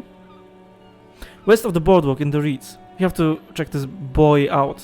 Accept the task. The lieutenant makes a note of it. You're welcome to it. It's in the reeds northwest of here. Past a broken sewage pipe. Okay. Right near the water line. Tell me your real name. It's Katarzyna Alazie. Is it? The smile on her face is timid. Almost painfully so. It's a Grad name. Jimsk or Yugo Grad in origin. Not Occidental at all. Smells of motor oil, tiger, economic desolation, and rock music infused alcoholism. Hold on. Katarzyna Alazie is not an Orani's name, is it? It's not even Mundi, it's Grad. My parents were Zhimsk immigrants, but I'm nationalized Oranese. All I remember is Oranie. She's silent. Alazie is my father's name. Finally we meet Katarzyna Alazie. To be honest with you, I'm not sure. I'll keep calling you Claudia. I'll just call you Miss Oranie Disco Dancer. Say nothing. What do you think?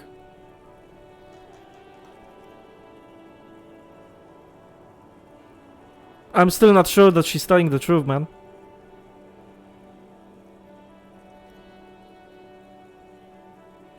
Okay, you think nothing. Let's say nothing. I haven't said it aloud in such a long time. That name. She shakes her head. She's filling dead air. Can't stand the silence. Okay. You're probably not even Miss Oranie 37, are you? I am. Her smile quivers. Never take my sash and my scepter from me. Okay. Yes, they can. For lying. Enough. She nods, her back straight, ready for whatever is next. What if I told you you're under arrest, miss? But I haven't done anything. You did. Anything illegal. You did. She backs up against the railing with a forced smile on her face. Like, lying to me, I'm pretty sure that's fucking illegal. Failure to aid the police investigation. Yep. She purposefully misrepresented information crucial to the Yep. case. 100% true. Fucking mind games. Enough. That's right, gang. Stern and merciless now. Stern and merciless as we reel her in. Okay, number 1, failure to aid a police officer. Yeah, this is true. You misrepresent information about the case. And this is also true. You're a flight risk. This is also true. You're not playing these mind games. Okay. Industrial espionage. You uphold... Okay. All of these are good. Let's go... I presume we will be able to, like, tell all of this. Let's go with number 1. Failure to aid a police officer. You have wasted our time in a time-critical investigation. The lieutenant produces a pair of handcuffs. Please, no. Her eyes become round with fear. She tries to back further off. But there's nowhere to go. A 2-story drop to the Plaza Mosaic. If she could, she would have run before. I think I know who did it. I know who shot Leslie. You know it wasn't me. Why would I do it? I have no motive. Kim, arrest this woman before she can say anything else. Ignore her fury. I mean, let's hear her. What do you know? Who shot him? She's silent for a second, as if looking into herself for certainty. Then, in a hushed voice, she says, Ruby.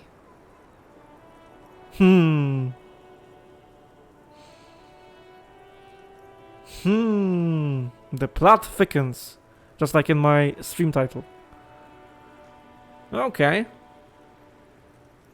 Why do you think it was her? She has this thing for me. Ever since I met her and the boys downstairs. She's been pretty frank about what she wants. Okay. What she's saying is...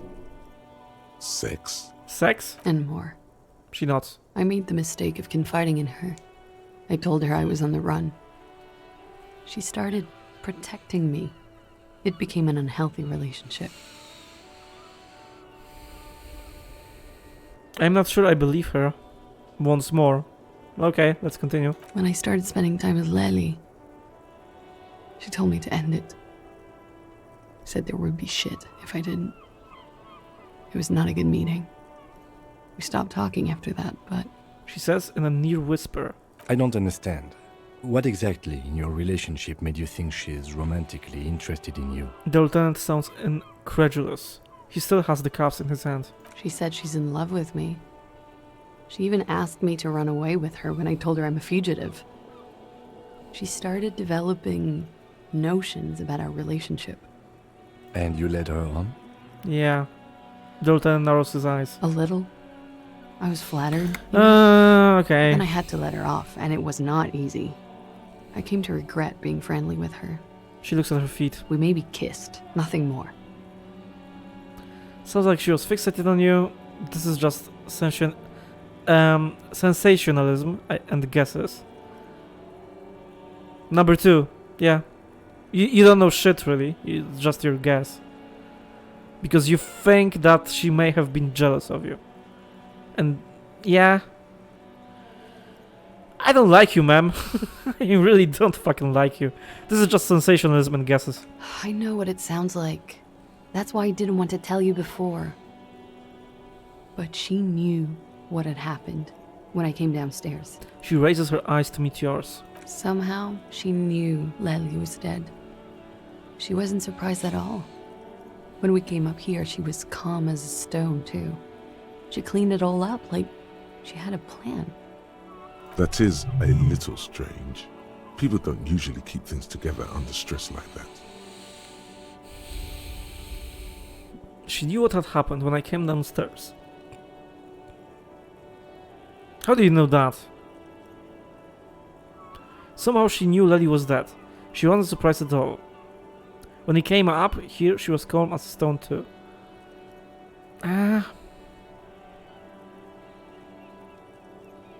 When Ruby said there would be shit happening if you didn't end your relationship with the deceased, was she threatening you? She came over one night, drunk, said she'd turn my life into a living hell.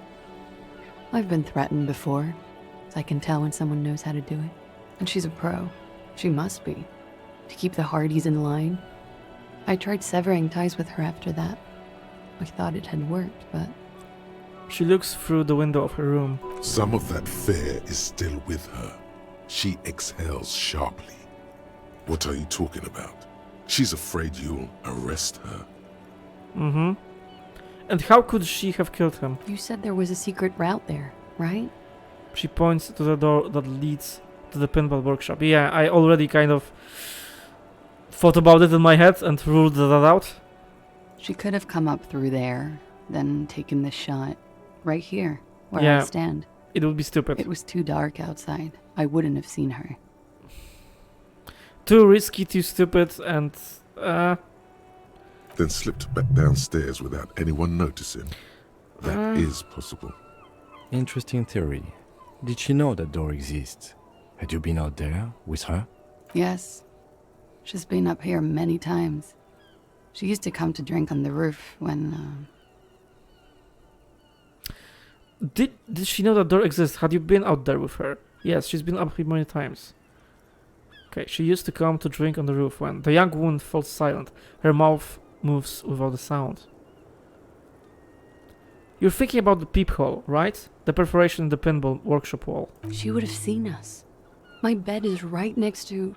She's forgotten her cigarette in the ashtray. You mean to suggest she made it? No. She shrugs it off. No. Why would she do that to herself? No, I just remembered you told me about it, and... I'm thinking she is, like, acting again. Like, no, of course not, but you should think about it. She's not really sure. It was right above the bed. She could have seen all sorts of things from there. Okay, that's it for Ruby. Okay, and what? I want to still do this volition check, man. Arrest the liar now. Why? She told us some pretty interesting things there. Don't arrest her. Push her a bit more, but then let her off. That Ruby theory was solid.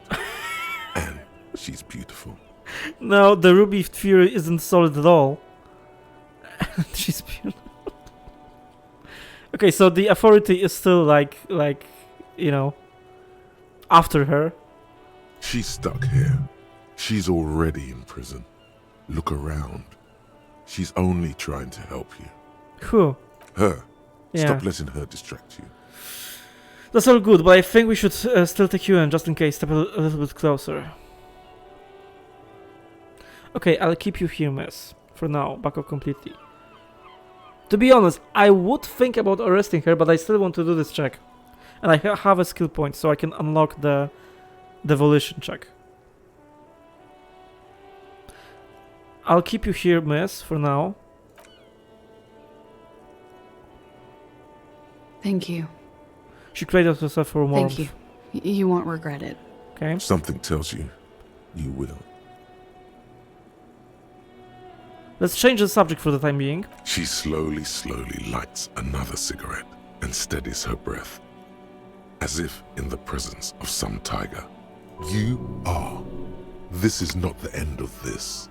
Okay. Oh. I can't do this check anymore. This volition check. Let's return to this later. Leave. Yeah. Okay, we have some new quests. Inspect boy. Make Titus give up Ruby's location and ask the Patang player about the Mabels. Right. Right, what the hell? This check. Volition legendary. I can't do it anymore.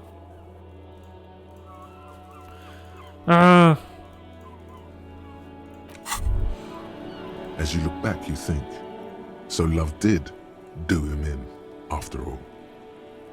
Okay, I was right. If it weren't for her, he would not have been there. The shot would not have connected with his soft palate. It killed him. Looked at Claudia.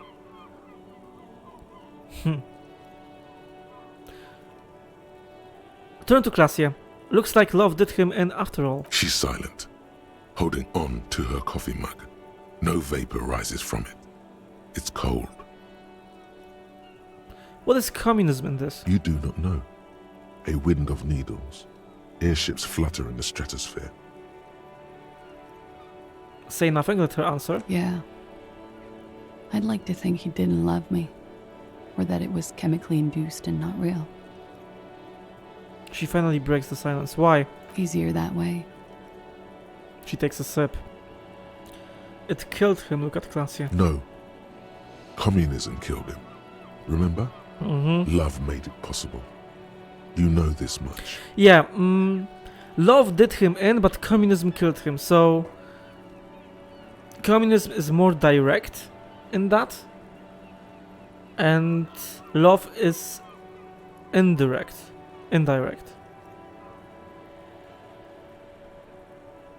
Okay, I still don't know what that means really, but... Was it real? I don't know. She looks down at the yard, then back into her coffee. There's a nod. The smallest of nods. How do I know all of this then? Who knows? It's getting cold out. You should go. Finish thought. Right, so... I'm guessing I can't do this check anymore. This volition check. Maybe it was like... this wake up check was... like the same thing? Or something? Let's look at this once more. Similar, okay. Okay, so it's irritating that it's still here. Like, those checks shouldn't be on this list anymore. If I can't do them. Oh shit, man. Okay. Umberto, the check tells you the intellect are lying to you because you're in love with her. Yeah, okay, that makes sense. So basically, kind of what happened, right? Okay, well, whatever. Let's talk to her once more. I was just thinking, what a nice day for questions pertaining to a murder investigation. She lights a cigarette. Let's get back to those lies you told. Lies? She repeats, then trails off. It's unclear what she intended to say. Yes, we demand she be punished for deceiving us. We demand her anxiety. We demand her fear. She came from being in love to... Oh, I'm like... sadist now. I want her to suffer. Let's talk about you and Ruby again. She nods, then nervously pulls on her cigarette. Oh, so that's it. Okay. She looks relieved. Where is the option to, like, arrest her? Yeah, here. Great.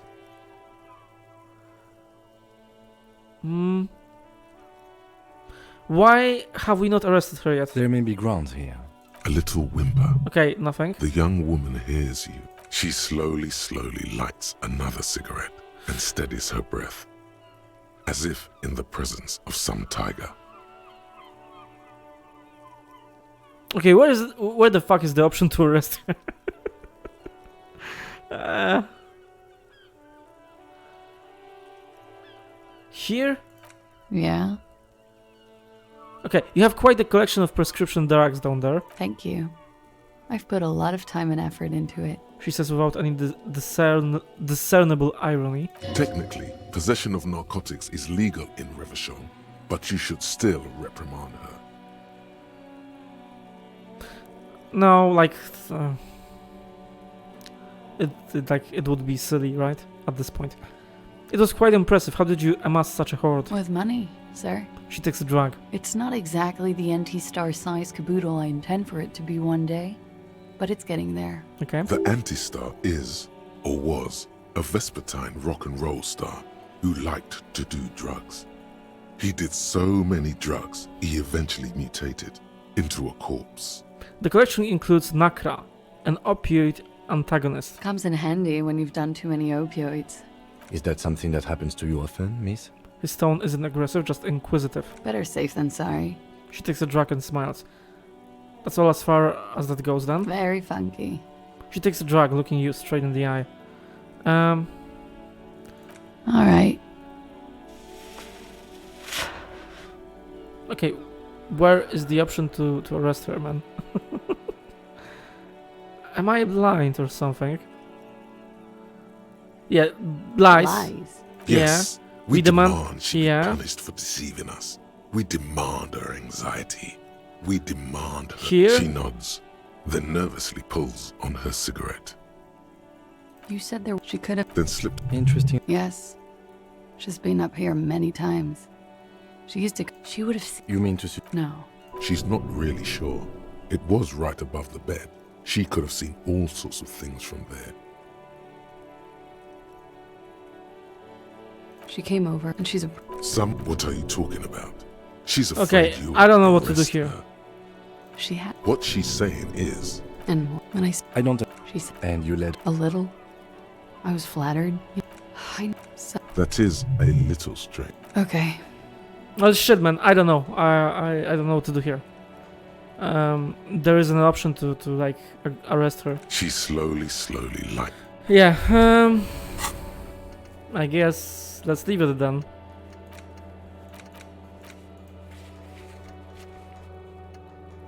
Strange, man. I just, I wanted to go out of that dialogue then because I wanted to check if there is this check for volition once again. But there wasn't one, and I wanted to go back to arresting her then once more, but it isn't an option for some reason. Like, I understood the game, like, it said to me that it would be an option, but it isn't now, so I don't know. Let's go to Titus then and confront him about Ruby.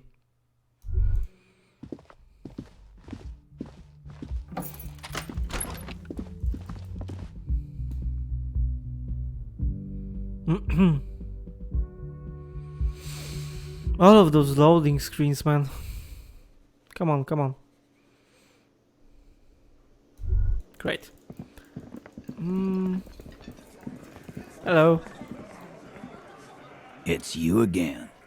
What is it? Right. Okay, I talked to Claudia. Now I need to talk to Ruby. Why? He leans back and regards you with curiosity. Because she's your real leader. You're cuckoo, cop.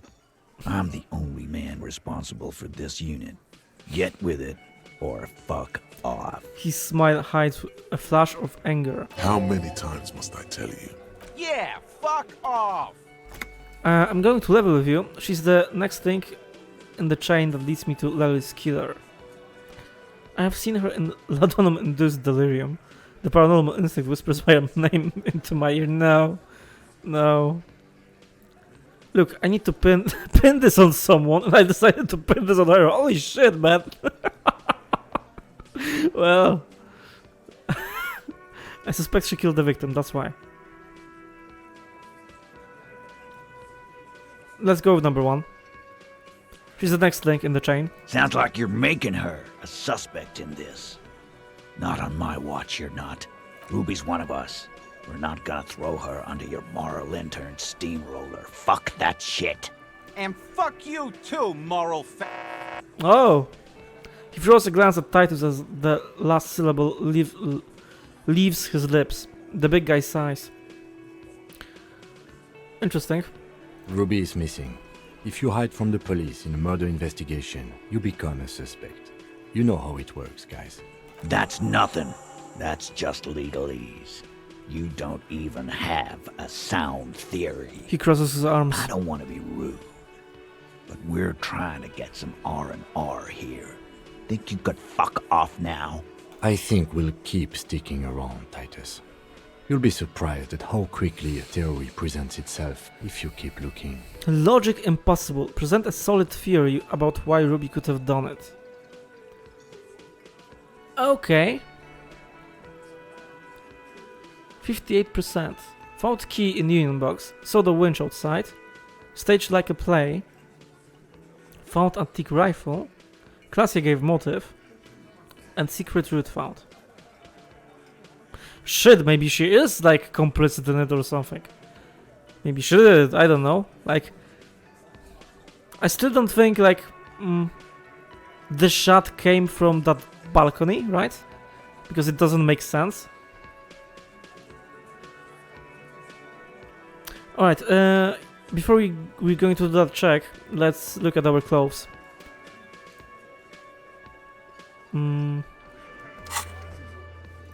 Yeah. Titus doesn't believe Ruby shot the hanged man. Present a fear, you make him see it's something to consider. I mean, it always can be something to consider, right? Right. Clothes, and do we have any, like, logic here? Nope. Maybe here. Here. Glasses. Do we have anything more?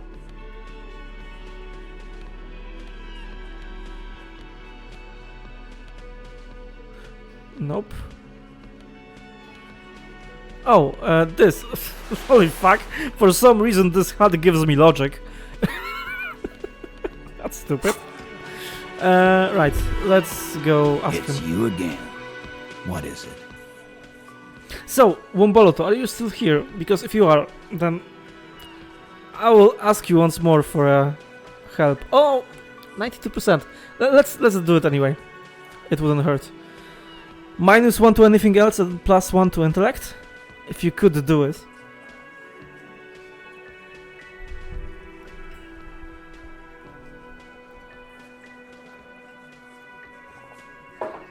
Alright. Did it work? It worked. Thank you very much. Thank you. 97%. So basically everything will pass this check besides 2 ones, double ones. 92 to 97, but sure. Yeah. Right. A sudden flash of light See? in your neon See this cortex. shit?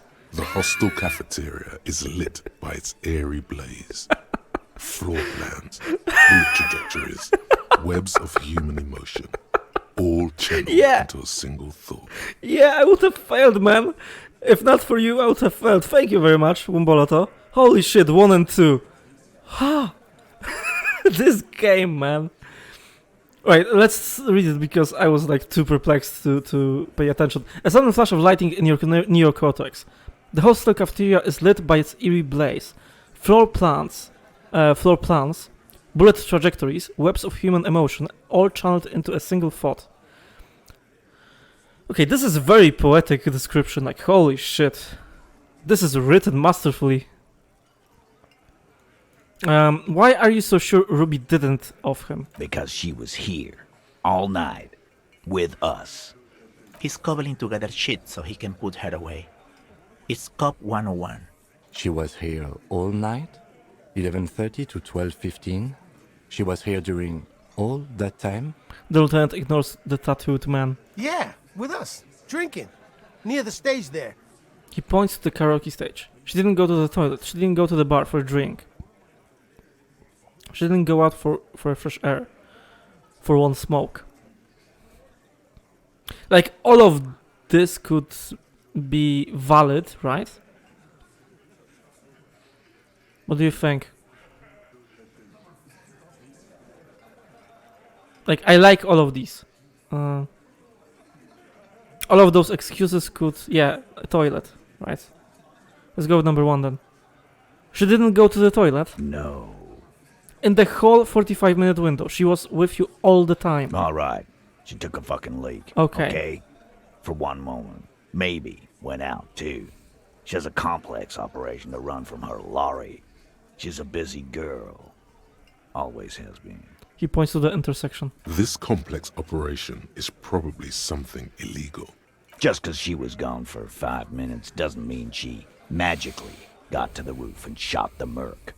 I've been through this. It's not plausible. He taps on his temple. Like, not magically, but... The key was right here, right? To the secret door, so... You know, there is a way to do it. He's been through it. That means he's suspected her too. And also, yeah, nice catch. Alright, we're in. We got Ruby unaccounted for sometime during the window. This was crucial. Now let's place her on that roof. You do agree the shot came from the roof, right? Okay, I don't agree with it, to be honest with you. But sure, let's go along with it, I guess. Why not?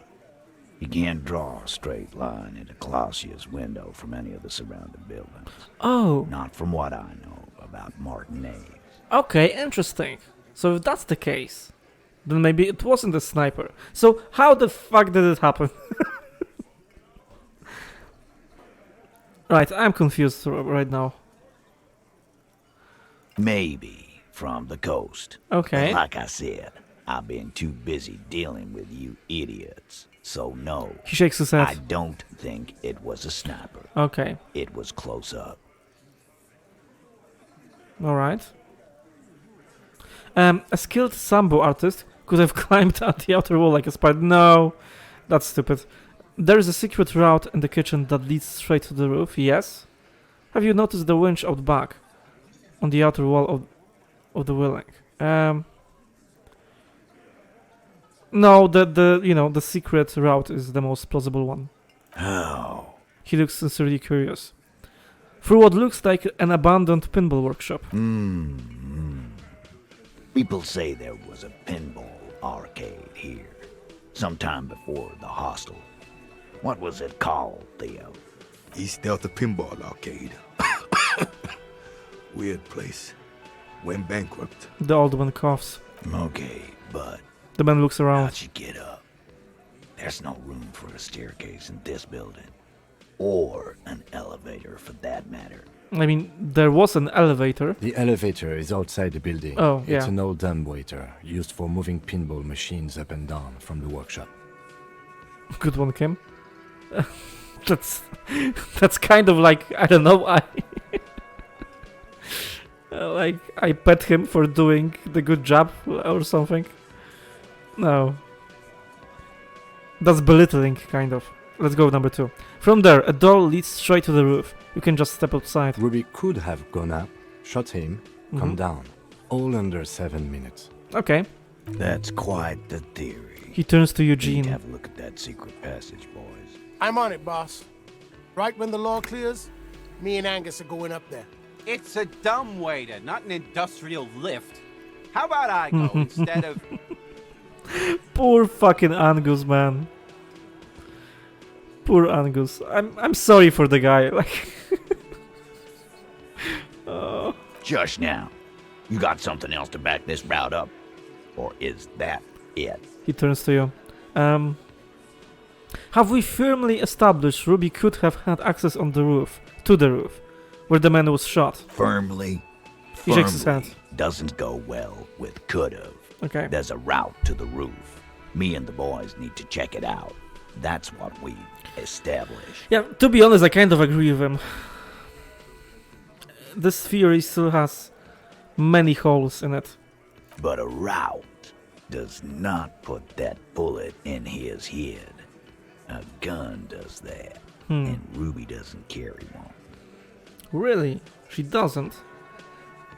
He forms a gun with his hand. Okay. Phase 2. Murder weapon. Get a gun in her hand. If not that, then at least a shadow of a doubt. In the shape of a gun. Guys, this is Revachol. Anyone could get a gun around here. Anyone. That isn't like the best counter argument. Number 2. I have analyzed the bullet that killed him. It was jacketed. Right. Number 3. Show him the antique rifle. There are weapons like this just laying around in Martinez. Number 4. The local pawn shops sold my lost gun to women. Maybe it was her. No, definitely not number 4. Holy shit. What do you think? What should I choose? I think number 4 and number 1 are no! No, no, no, no, no, no, no! Not number 4, man. Nope. It is the best one. I don't want to, like, admit to him that I lost my gun.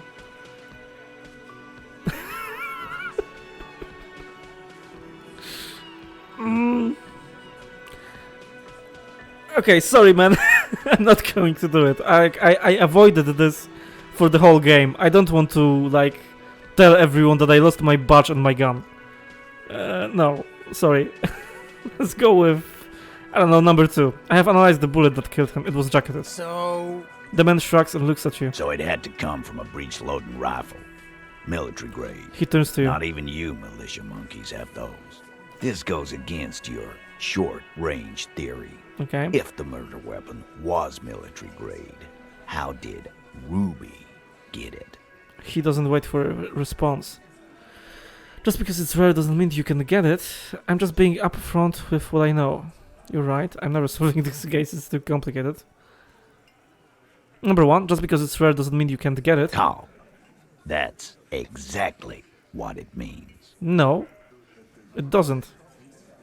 That wasn't strong. Okay. Show them the antique rifle. There are weapons like this, just like around the Martinez. That looks antique. A Belle McGrave. It's inoperable. Where'd you get it? He takes the gun, inspects it, and hands it back to you. There's a cellar under the bookshop. It was hidden there, with others just like it. 20, maybe 30 rifles, Titus. Also broken, but still, there were too many. And there must be other caches too. Yeah. God damn it. We need to close that dump down for good. That's a goddamn breech loader, too.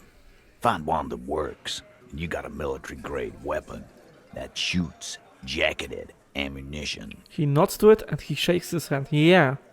He sees it. This is coming together. He must. Time to really close the deal. Show them the bullet. Let's not get dramatic. Oh, let's get dramatic, baby. Without the bullet. This is the bullet that did it. 4.46 millimeter.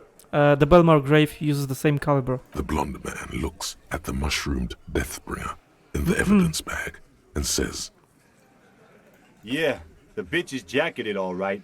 4mm too. Whoa. Well, goddamn. Okay. It's not proof, but it's a possible murder weapon. Close to her. Too damn close. His eyes follow the evidence back in your pocket. You have been thorough. I'll give you that. He squints. Guys, this is rubbish. Sure anyone could get a gun around here. Anyone? Number 1 and number 4 are weak. Sorry, I don't want to say that I lost my gun, man. No, it would be like... I think it would hurt me. Like, I don't know for sure, but no. I don't want to do it. I didn't say I would prove she had the murder weapon, just that we need to find her. All right. He nods. Talking. I'm getting a bit curious about some things myself. Womboloto, 100% it would hurt you. Okay, so my hunch was right. Okay, yeah, I don't want to, like, go around telling people that I lost all of my stuff. Like, no. Let's try to find it first, maybe. T, we're not seriously considering it, are we? Ruby wouldn't do this. Why would she do something like this? He almost gets up from his seat. Phase 3. Motive. The last component. Okay, we're not seriously considering it. Why Ruby wouldn't do this? Why would she? Motive. It's not why did she kill him, it's why did she organize the cover-up. That's a good one. Number 2, Claudia told me some pretty interesting things. Also, yeah, we have that. Number 3, maybe it's all part of a leadership challenge against you, Titus. Maybe, but I'm like guessing here. And number 4, when Claudia came downstairs, Ruby appeared to know that something was wrong. Like, according to Claudia. I'm thinking we can go down the list. Let's do it. Number 1. It's not why did she kill him, it's why did she organize the cover-up. And I suppose you have a theory on that. She could have just been covering up for herself, Titus. Think about it. Why go through all that effort? It was her idea, wasn't it? The hanging. You went along, but she suggested it. She had, like, a fully formed plan and shit. Okay. Right when she came back downstairs. The little man squints, eyes beady. Beady? Let me Google that shit. What is beady? Paciorkowaty in Polish. Beady. Alright. Interesting. Sorry about that. Really, Shanks? Claudia wanted to talk to another girl, that's all. She was just the first one up there. I could have come up with that plan if I'd have been first. Okay, so Claudia didn't lie to us, at least not here. Like, they confirm it. She did have a plan. Ruby, that is. Alright. Time for a logics demonstration. Eugene, let's assume you killed him. Shanky, let's assume you killed him. Titus, let's assume you killed him. I don't know what I'm doing right now.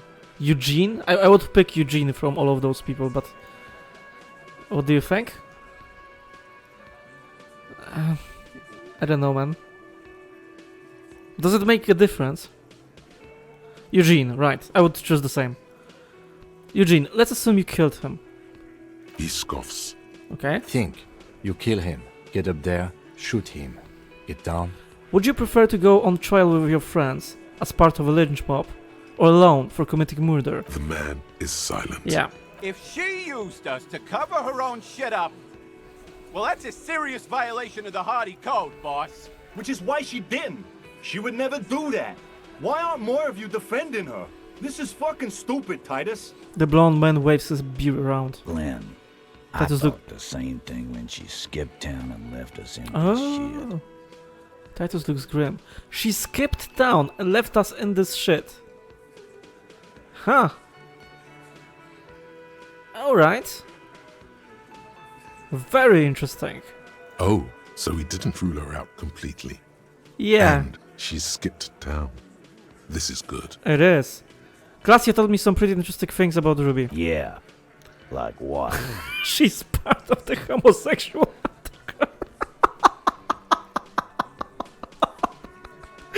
Oh, shit, no.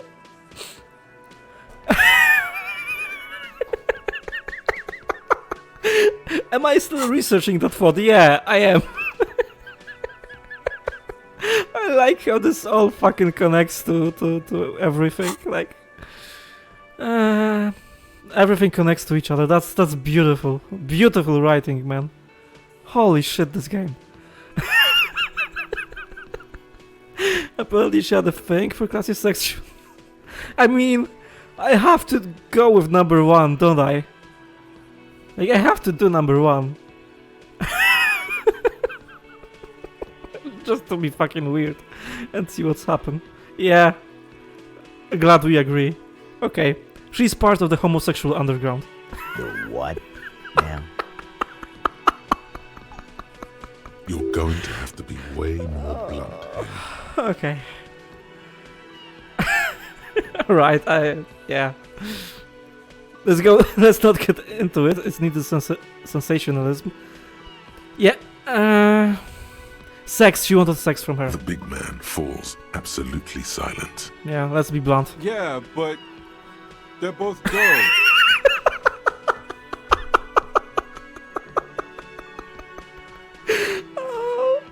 Oh, you poor, you sweet summer child. Oh, the fat man looks up from the table, oblivious. Holy shit, man. Girls like girls too, Angus. Yeah. Sometimes. This is one of those times. She liked Claudia. The lieutenant explains. Holy fuck. Like, this is masterful writing once again. Like, this is very serious conversation. The main, like, plot about, you know, the killing and whatever. And with just one line, you are laughing your ass off. Your ass off. Beautiful writing. Like, holy fuck. The mood changes like so quickly, and it's seamless, and yeah, it's a sign of a masterful writing.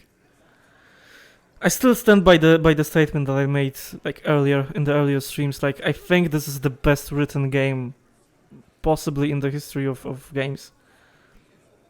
Like, if you think about another title that is like written in a very good way, I could come up with Disco Elysium, and I think Disco Elysium would win. Yeah, agreed. Absolutely masterfully written, man. Holy shit. It's so hard to do it, right? You know, to change the moods that quickly and that perfectly. Okay, let's go further. I know it's bewildering for me too, but that's what she said. Come on, guys. She hangs out with you, meatheads. Oh, this cannot come as a surprise. I mean, that's kind of a, I like that answer. Number 3, it's supernatural, reality-breaking event, and we just need to accept it.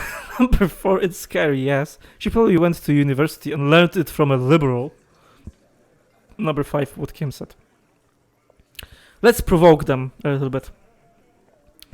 Come on, guys, she hangs out with you, meatheads. This cannot come as a surprise. Yeah? No. Ruby's got more balls than a ball pit. You'd have to be an idiot not to... He looks around. Guys, I'm not the only one who knew. Right?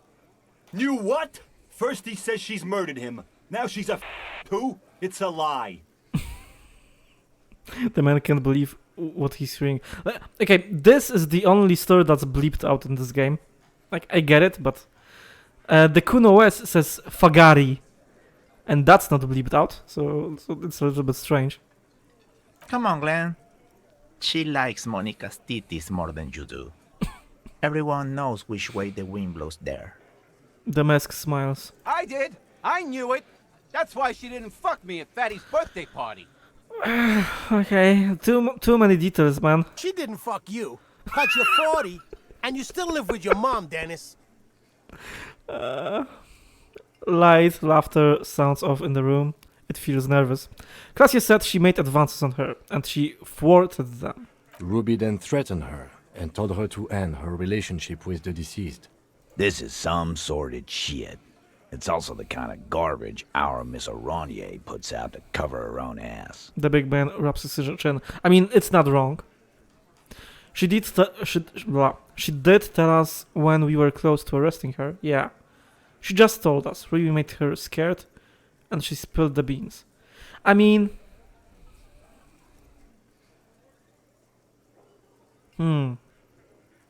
I agree with that. And with number 1. But I don't know if I want to tell him that. Because the whole point of it all is for him to give us the information. So, yeah, let's manipulate him a little bit. Let's go with number 2. She just told us. Ruby made her scared, and she spilled the beans. That Ruby is queer as cabaret, now that I start thinking about it. I don't know why I didn't see it earlier. He looks out the window pensively. And that's okay. Some are queerer than others. You can still be a hardy. He glances at Glenn. If you bring your own personal shit into our outfit... And then, boss, use us to cover it up? I mean, that's just fucked up. He shakes his head. If it's true. But it's not. Right? He looks at Shanky, then Titus. Maybe it's all part of a leadership challenge against you, Titus. There's no fucking leadership challenge. Just when I thought you were taking this seriously, Colm, you put your head in your ass. A flash of rage, he calls himself Colms. Man, now he's just throwing shit against the wall to see what sticks. Okay. We ruled out infighting. That's how this works, by exclusion. Remember, all we need to do is rule Ruby out too. That's all this is. The lieutenant steps in, okay. When Classic came downstairs, Ruby appeared to know that something was wrong. Nah, man. That's just Ruby. She's got shit under control. The man explains. That's her whole thing. That's why she's so good. Okay. Plus, man, it's like female intuition, you know. Women talk to women. He picks at the Titus. Which is sort of why we need someone on the team who they talk to. Yes, roll your eyes. Female intuition, that's what it is. You're right, Eugene. Yeah, she's just got her shit together. That's how she knew. Or she knew what happened because she killed him. Yeah, I'm not a fan of that theory, but I want them to tell me where she is. So let's go with number 3. Yeah, she knew what happened because she killed him. Not so useful. Titus looks at Elaine, then Eugene. Fucking hell. The blonde man is in some kind of anguish that makes him stare into his garlic bread bowl intently. Titus, you have to see it. Things don't add up. We need to talk to her. Silence. He looks around the room. The old man in the corner nods. Okay, so You know, I suspect that he is the real leader. A very small nod. Yeah. And a trickle of tobacco spit on it. Yeah. Oh, sorry. I see it. There's one more thing I've been wondering about. Ever since you asked me where she is. Add it to your list of suspicions, if you want. Sorry, I clicked too quickly. A very small nod and a trickle of tobacco spit on his lip. I see it. He puts his beer down. Alright. I don't know. I don't know where she went. She just got up and left. Got real scared, too. Wouldn't tell me where. However, hard I asked. Wanna know why? He smiles a peculiar smile. Why? She was afraid I would tell you. Maybe she was right. By now, I probably would. He looks you straight in the eye. She knew there's evidence on her. Yeah. And she knew we'd find it. This is typical suspect behavior. Why fleeing is always incriminatory. Perhaps. Ask her if you find her. It won't be easy, though. She made sure of that. He looks out the window again. When did she leave? Friday afternoon, when you first arrived. I got word the RCM was in town. Then she came in to see me. Told me she was leaving. That's when we had our little conversation. What was she scared of? I told you. You. As in the RCM, I presume? No, you. Oh. As in the cop with the sideburns and the disco clothes. Oh, okay, that's interesting. No wonder she's afraid. I have to declare the ending of the human experiment. I'm sorry. God, why does everyone flee at the sight of my shadow? I have no idea why she would be scared. I'm just a normal cop with regular thoughts in his head. Yeah, that's not true. What do you think?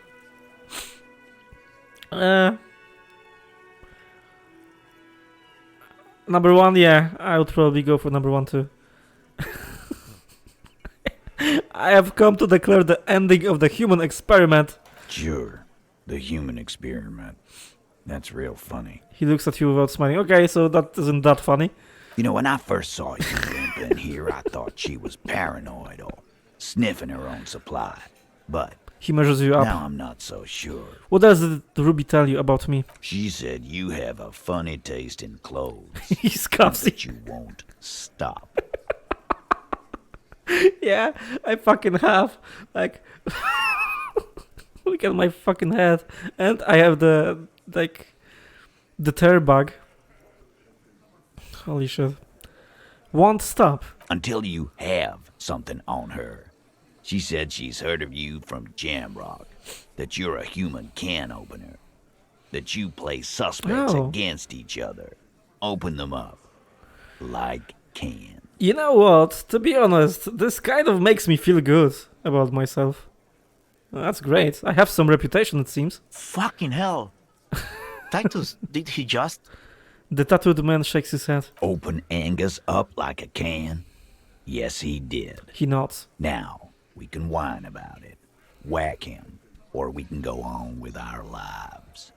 I'm having a go on with our lives kind of day, Al. How about you? Okay. I'm feeling great right now, dude. About all of this. This is satisfying. Silence. He nods. Is that true, Kim? Am I a can opener? You are insistent. He nods. Great. Anything else? Anything? Yeah. There was something else. She wouldn't tell me, though. I could see she wanted to. It was burning on her lips. This caught Titus. This caught me. But she was too scared. Do you have any clues on where Ruby went? She's not far. We know that much. She didn't take her lorry, so she's on foot. I mean, to be honest with you, it was like, what? 4 days? 5 days? Maybe more? Like, being on foot for that amount of time is... Like, she you know... She could catch a bus or something. I don't know. Good fucking luck, man. She knows this place like the back of her hand. You'll never find her. Alright. Yeah, Al. And we won't either. He gives a sharp look. She's not really a hardy candidate anymore, is she? The man stirs into his beer. She's not, Glenn. Have you looked for her? A little. On the coast. Where have you looked for her, more precisely? More precisely, on the coast. Past the waterlog. Alright. She's not here. So, I'm thinking she's there. He nods southwest. So, again, another quest that will lead us past the waterlock. Who's doing this looking? They're all here. You're all here. Who's out looking? Lizzie needed some air. He shrugs. The gardener, but she went to tell Everard. Yeah. So she didn't go to tell Everard. No one goes to tell Everard anything. He knows what he has to know. Fast. Okay. It's called a radio, you believe. The gardener may have played you a game when she stormed out. Yeah. She has her own plan. Can you tell me where on the coast I should start looking? Sure. There are some shithouses there. A cinder block town. The fisherfolk there refuse to unionize. So, that's one place we haven't looked. I hear they have a shack where junkies sometimes crash. Time for you to step up. Okay. We will start there. One more question. What does Ruby look like? The lieutenant takes a quick note. Boyish. Hair's red. Dyed. She looks like a Lowry man. Alright, it's not much, but it will do. It'll have to. He puts his hand out. Huh. You know what? I still don't like this guy. He repeatedly offended me. He was a piece of shit. He also lied to me. Should I shake his hand? I mean, it could be useful later, right? What do you think? Like, my pride tells me not to do it, but yeah, my brain tells me to do it. I like him. Okay. Right, let's shake his head. Hand. Head. Sorry. Yeah. Okay, number one. His grip is firm and reassuring, like holding a piece of unpolished granite. Not just granite, tightly packed RCM sergeant material. Should I tell him that? You should be a cop, Titus? I'm having a trouble, like, interacting with this person. Okay, yeah, right, let's just think it. Just think it. No, he already is a sergeant. That's what you're feeling. He just wasn't sure what you are. Okay. Alright. Well, that was interesting. Ask about the Ruby in the village.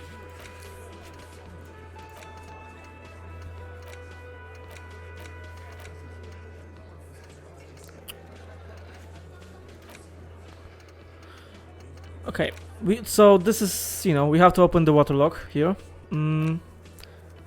I think this is also past the waterlock, the classiest boy. You will do this when we will exit Willing in Rags. Ask the petanque player about Mabel's. 2 signatures, I believe this is in the, like, this village past the waterlock also, and Morel is past the waterlock, so everything leads there right now. Murder weapon, we don't know how to do it. Traffic hooligan, okay, we don't know how to do it yet. Close the waterlock. Dresses info on the lynching, we can't do it because we don't have the badge, so we have to find that first. More, I don't know how to do it. I presume we will find a fuel oil somewhere. I don't know how to find the armor gloves. I don't know why this is a quest, because we sent the corpse away. So yeah, it should fail by now or something. But it's still there. Find 1 armor piece. Okay, so this is basically the same, I think. The victim's tattoos. I believe Joyce is the person that we should ask ask for regarding this thing here, but she won't tell us anything because we don't have the badge. Run the number on the victim's armor. Yeah, we should do that, definitely. Who put the clothes in the trash? It may take a while. Okay, we don't know, and I don't want to do that. I don't want to report my badge missing. And sing karaoke. Yeah. Okay, so we have a plan. Let's go for a little bit of a break. Yeah, I've been streaming for 2.5 hours. 5 minutes of break, and we'll get back to it. Thanks for watching. Be right back.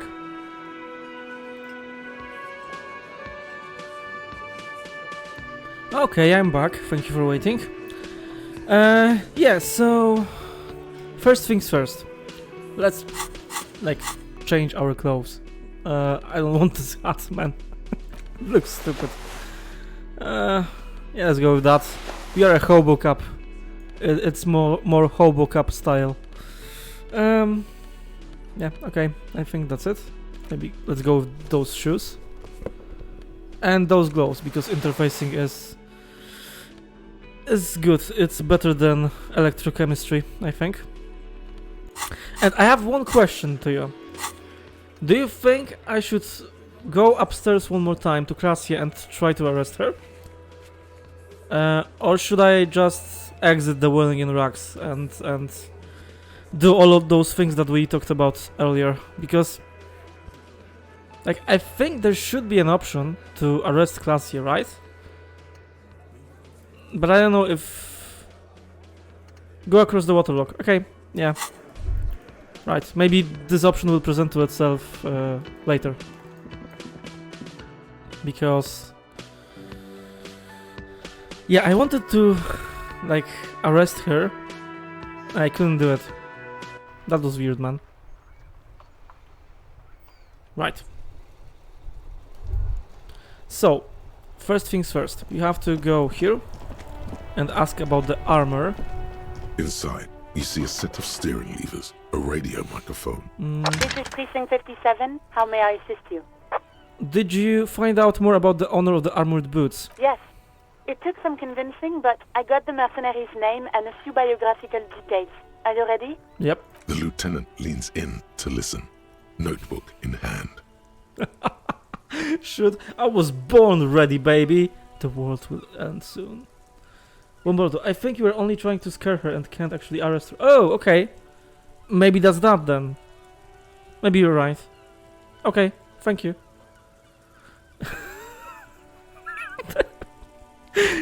2 or 3? What do you think? I think number 3 is fine. Okay, not 2. Let's go with 2. I was born ready, baby. That suit of armor was issued to an Oranese citizen named Ellis Kortenaer. Okay. That's ELLIS KORTENAIR. Exact date of birth unknown. He was signed into the Lelystad County Neonatal Care Unit on 28th of February 09. It's funny how she pronounced those letters. She pronounced A and A. And that's basically like you would pronounce it also in Polish. Yeah. Funny. Okay, so we know that his name is Ellis Kortenaer. Neonatal care unit. He was found as a newborn in a leaf compactor near an abandoned farm. Oh. He spent 4 months in the neonatal unit, survived apparently, and was assigned to a foster family at 2. This game has a lot of accents. Yeah, Womboloto, it does. Yeah, she has a French accent, kind of. This is what the ICP knows about him. He was raised by foster parents, entered the Eastbrand Military Academy in Vredefort at 17, then served in the Oranese forces till he was honorably discharged in 41, just a year before the Seminese conflict. Then the armor followed him to Seminine, or at least I assume it did. And that's it. There are no records of his employment in Crenel, or any of its other incarnations, or him even entering Revachol. Wait, he was found in a leaf compactor? It's a garden tool used to press leaves into these cubes. It's a detail the hospital had. the only detail in these files. So I thought it would be good for you to know. Okay. It is. Thank you, Alice. Kim is nice. that was nice to see. Any information of his foster parents? None, officer. Sorry. So all we have to connect him to Channel is the armor. Even that is a small miracle. These organizations usually double-check their inventory. Okay. Thank you, Alice. Great work. He leans closer and shouts. No problem, Lieutenant. She sounds pleased. Well, we have his name and service record now. A name. This is very good. Elise Cortenard. He says to himself. Sometimes police work is about human dignity, about giving back names to anonymous victims. I'm glad the inquiry was helpful to your investigation, officer. Did you have any other questions? I'm done. 57th, over and out. In the cabin. Close the door. Right. We have another skill point. We have 2 skill points now. Let's see our checks. Okay, this is a done quest, right? Let's see our checks. Yeah, we have this thing opened, and it's like a bug that it says Kim Kitsuragi because it's not a check about him. I googled that. It's a check about like a cabinet thingy near the harbor. So that's weird. I will go check that out because it opened. And what do we want to open next? Sorry, my voice is kind of... Okay, it should be good now.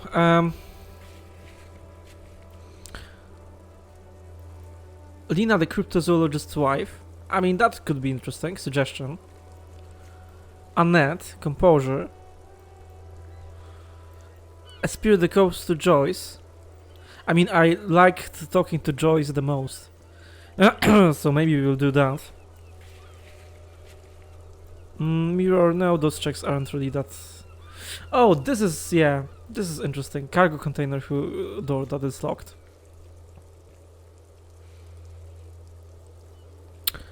Alright, we will see, So let's before we open the waterlock, let's check this white check that opened. That one is great if you manage to open. The cargo container, you mean? Okay, we'll try it maybe. Oh, okay, I'll take that. The container, I mean, okay. We'll do like one point to that, I think. Also, I'm tempted to, you know, to still research thoughts, but I'm thinking they aren't that great anymore. Like, okay, we have Cop of the Apocalypse thought and finger pistols, and I think I would rather do checks now. So let's leave it at that. We are researching or internalizing date of birth generator and homosexual underground. So let's leave it at that. If we have some spare skill points, then we'll do that later. And this check should open now. The file cabinet stands steady as ever, and the unlocked drawer slides out to greet you. Okay, let's try it. 92%. Whatever's hidden here is hidden well. Concentration isn't enough. Only a trained accountant with a background in logistics would be able to really make sense of it. However, there is a little handwritten note stuck on the side of the drawer. Look at the note. It appears to be a to-do list written in large, uneven capital letters.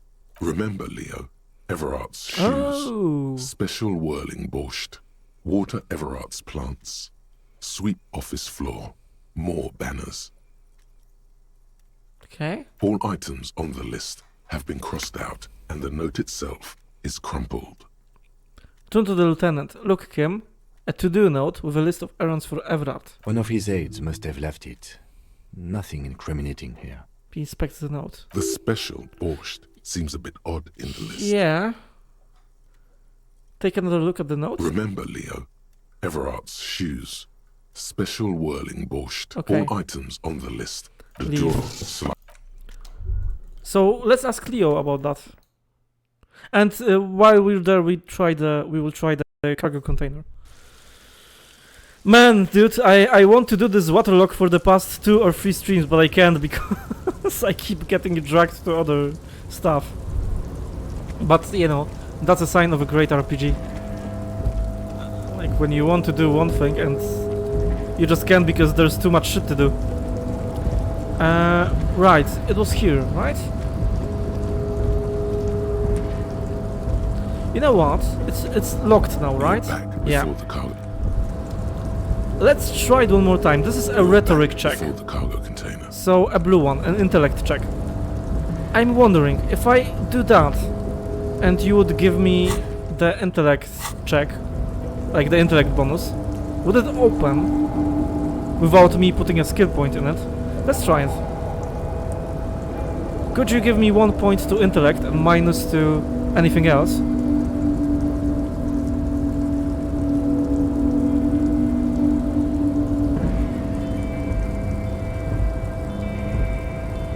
Okay, let's try it. You're back before the cargo container. Nope, it's still locked. Its Okay. drawer has... Let's give our skill point here. Rhetoric. You're back before the cargo container. 8%. It's not lessened since you were last here. If anything, it seems to have grown. Let's try it, man. Oh shit. As it's always been, it's impossible to open a container with rhetoric. Maybe you're losing your mind. Should I try it again? I have another skill point. Not even close. Should I try it again? Or should I leave it? What do you think? Save it? Okay. We will come back to it. I'm hoping that, you know, before the end of the game we will, like, solve this shit or something. Let's ask Leo about this thing. Oh, hey, mister. I knew you'd be back Yeah. to talk. No trouble at all, mister. No trouble at all. It's like that old saying goes, wisdom withers if not shared. And old Leo is always up for sharing.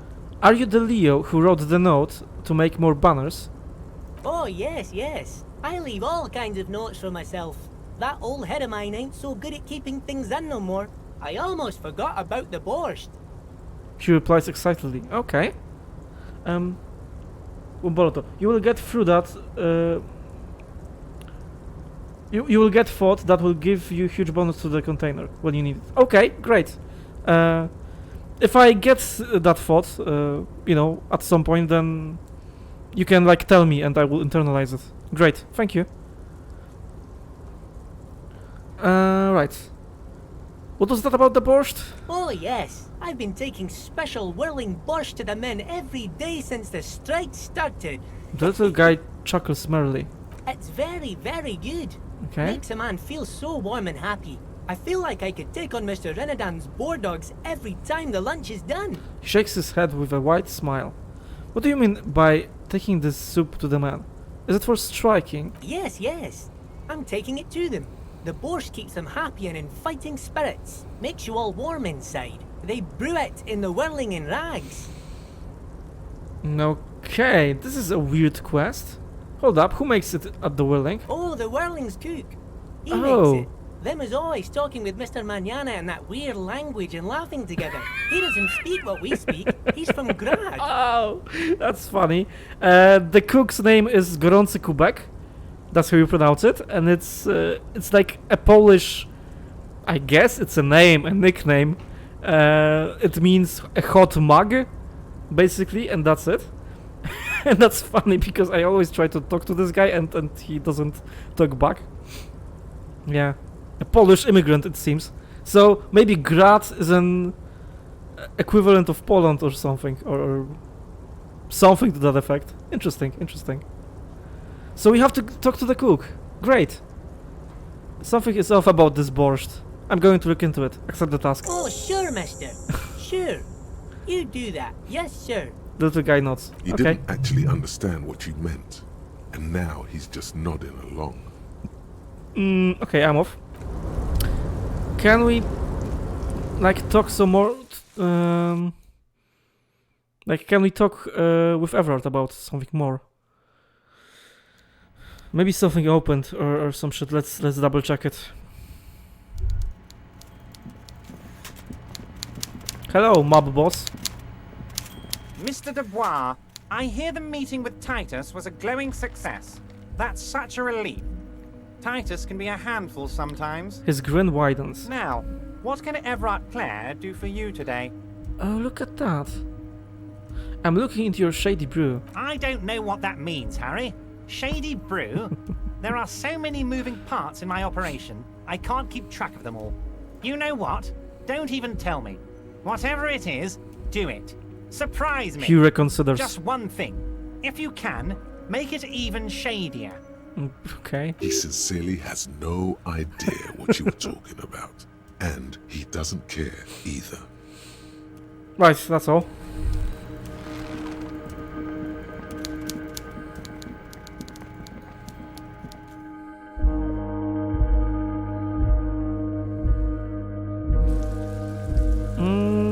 Okay. So now I want to talk to Gorący Kubek once more. Man, I wanted to do this waterlock thing a long time ago and I fucking can't do it. Like, everything pushes me away from it. I'm hoping it will be like, you know, a short conversation. And that's it. We'll be like streaming for maybe another hour, so we have a little bit of time still to discover what's beyond the waterlock. I think we will get to it today. I'm hoping.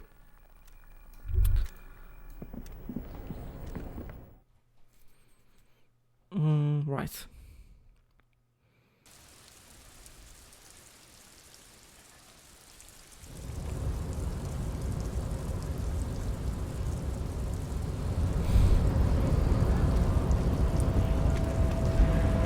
Can we talk to you about something more?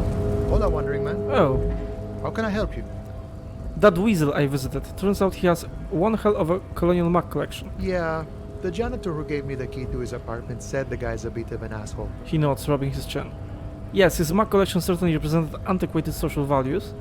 So how you're all busy concentrating on the racist mugs? That's what the ruling class wants. A man with such a funny mug collection can't be that bad. No, no. All I'm saying is he had lots of mugs. Number one, I guess. Like I said before, I don't know much about this weasel, but the bossman said he's a real piece of work. Okay. Thanks for helping out, friend. He touches his beret. Actually, do you know anything about the Hardy Boys? Los Hardys? They're an independent militant group. A bit too high-strung, but it comes with the responsibility. He smiles. They're sort of like you. Okay. Preserve the rule of law and all that. Except it's Everard's law. But really, they're just like you. He takes a swig from his flask. Right, let's double check on this guy. Right to work. Okay, nothing new here. Let's double check on this piece of shit. Hello. Looking for something odd? Yeah. Come to tell me to fuck off again? Yep, fuck off. And let's talk to this guy.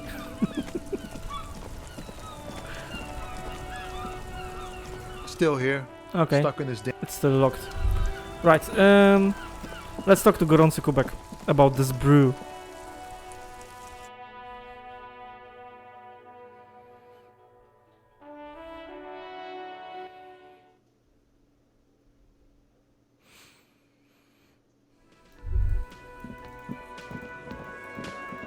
Hello, my Polish immigrant friend. How are you? The man ponders his cooking utensils and gives you a little nod, acknowledging your presence. Leo said you're friends of Maniana. Is that true? The mention of Maniana gets his attention. He smiles and delivers a whole slew of unfamiliar words and lively gestures. Then he falls silent again. Okay. Come on, game. Maybe I would understand what he's saying.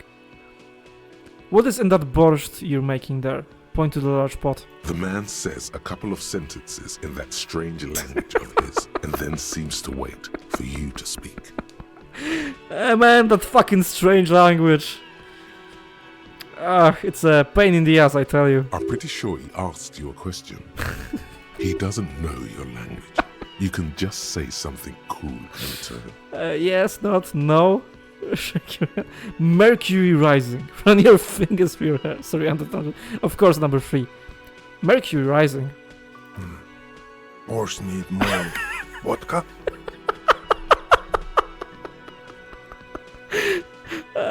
Barszcz needs. He looks at the soup, then at you. More vodka.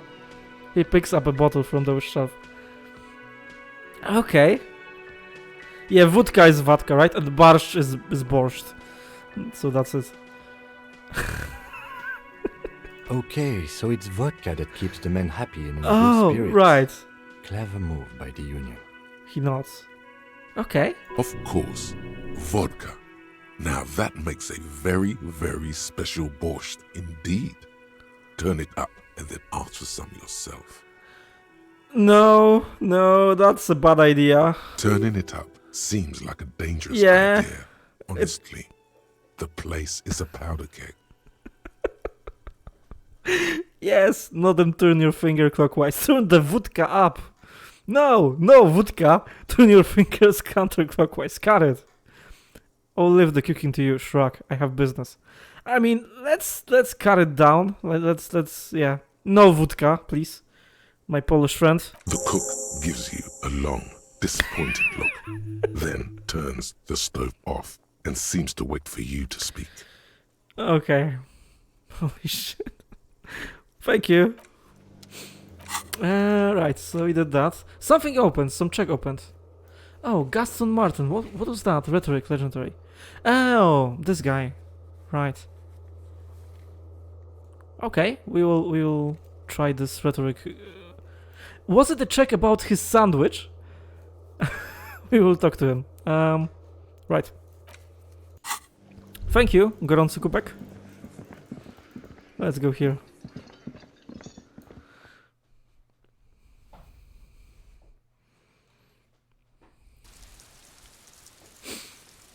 Man, this game is funny.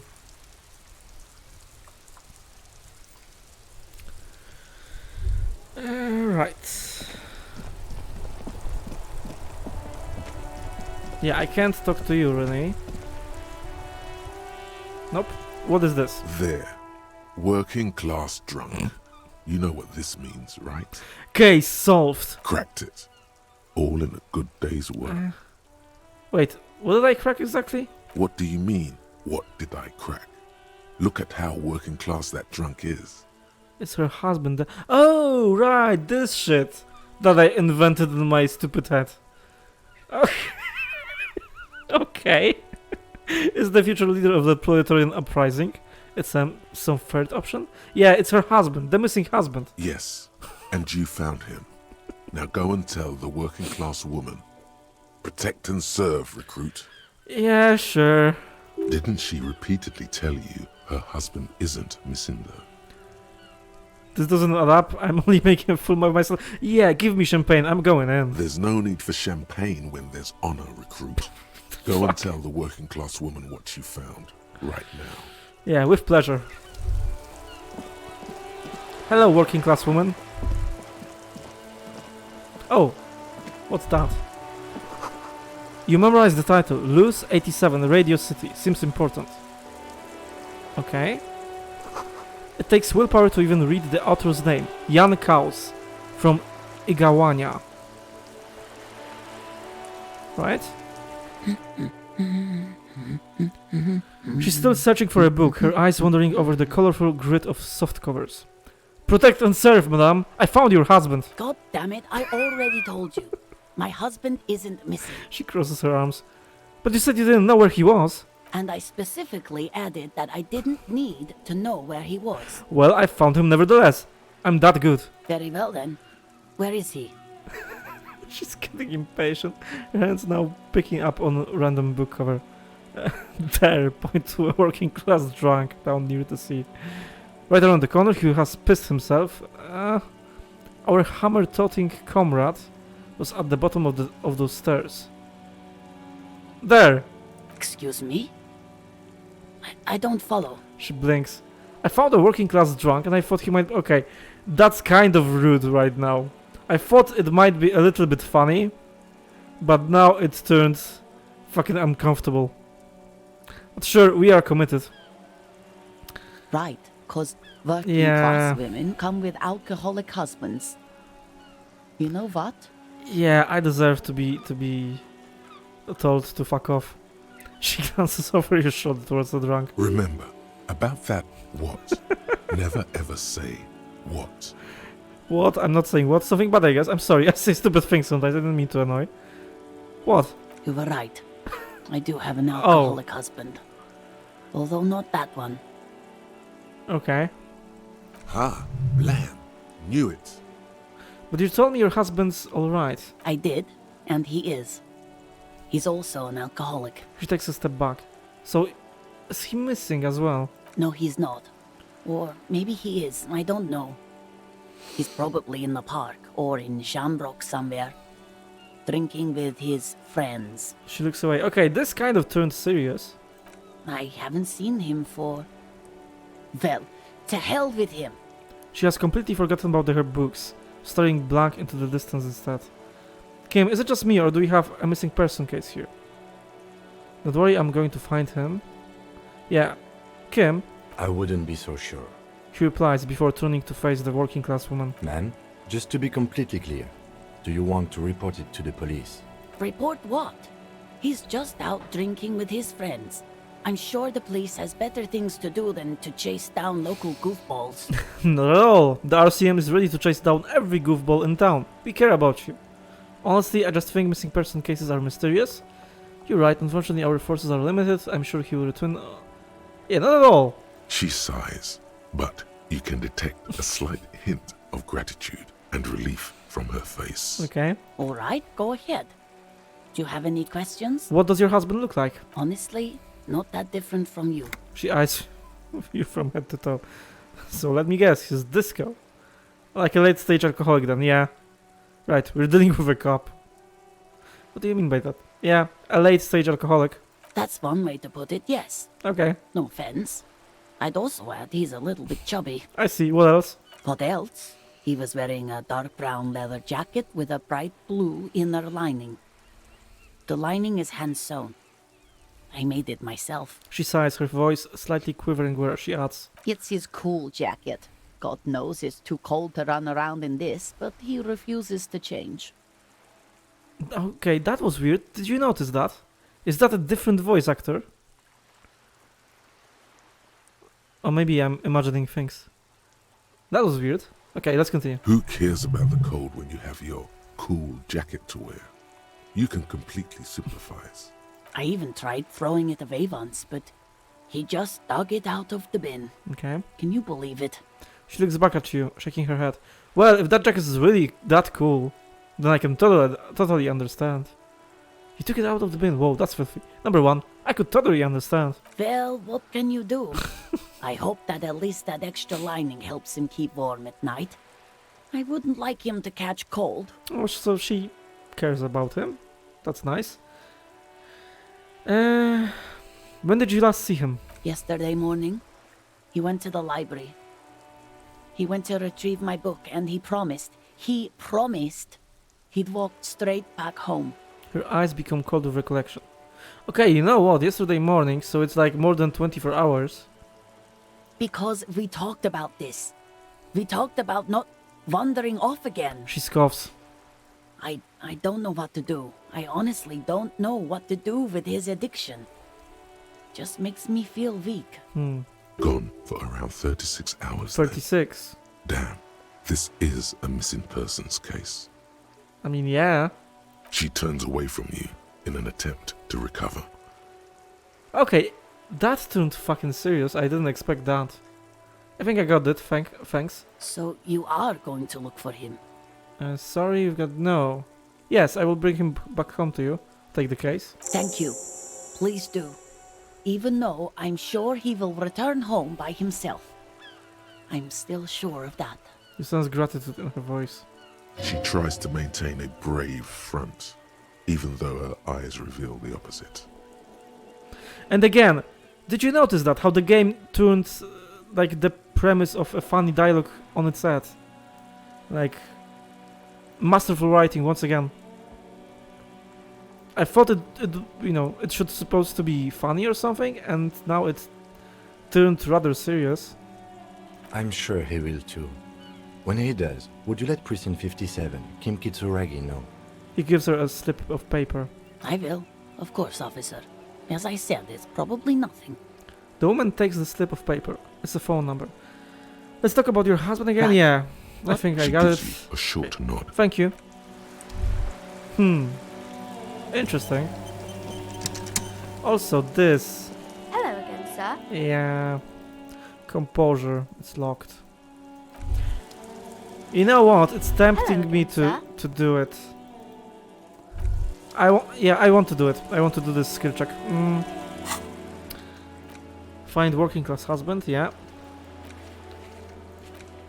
Right, let's look at our clothes. It's a composure check. So we have +1 already for it, right? Yeah, from the pants. Do we have like another bonus maybe for it? Nope. Nope. Oh, +1 composure. Yeah, we have shoes. Great. And we have this jacket. Great. Oh, we have quite a bit, actually. Right. And it's still locked, Hello, right? sir. Right, it is. Let's unlock this check. Composure. Let's try it. Every snowflake is like a little gift from the sky. She shivers as one falls on her nose. Okay. That was a different line than usual. Okay, I'm going to deduce something now. 97%, like, come on, man. The girl Great. keeps Whoa, her hands double sixes. folded, hidden. Why is that? Double sixes. Hey, why do you keep your hands folded? What do you mean, sir? She looks wary. You don't need to be worried, I'm here to help. You can show them to me. Okay, I'm here to help. She looks around anxiously. Her hands remain folded in front of her. She doesn't want to show them. The lieutenant stands by, looking at the two of you with little interest. It's okay. She brings out her reddened hands, her nails frayed, nearly chewed down to the flesh. You bite your nails. And you knew this from me keeping my hands folded? She shoots you a suspicious glance. It's a super simple for a detective such as myself. Yes. Well, that proves nothing. Anyone could do an easy deduction like that. Her eyes flash with defiance. She's not impressed. One more, but I can figure out why you bite your nails. I got a few reasons in mind. She nods, half provocative, half enthusiastic. You're uptight because of your mother and the pressure she's putting on you. I think so, yes. Rats have been nibbling on your fingers. Child labor is this small working condition. Nope. Chewed on nails means you're recycling your body material. No. It's an intense dedication to the way of business. There are no riches without precedent. No. Number 1. Your mother is putting pressure on you. Maybe so, sir. Okay, I know it's a bad habit, and I shouldn't. Dismay flickers in her eyes. She sighs. Either way, another ace deduction by the number 1 detective in town. It was okay, sir. She's still got a rebellious streak. There's more that can be achieved here. Ask her to do the same. You think so? Fine, do better. Deduce something about me. You're quite sober. She snaps back quickly. Okay. The lieutenant does not flinch at the comment. He does not flinch even a single bit. He is intensely not flinching. It takes effort. Wait, how do you know I'm usually not? Because you usually aren't. Okay, thank you. Yeah, about that. Maybe you could point me towards no. And I'm having a grand time. I'm also sad and my head hurts. I'm having a grand time. I sure hope you are, sir. She rubs her red nose. There she stands, swaying on her feet, assaulted by the early spring breeze. She smiles at you, The whole situation suddenly feels familiar. Somehow. There's something you're missing. Suggestion. What are you missing here? Why does this feel familiar? Knows the law. Suggestion, right. Let's change our clothes once more then.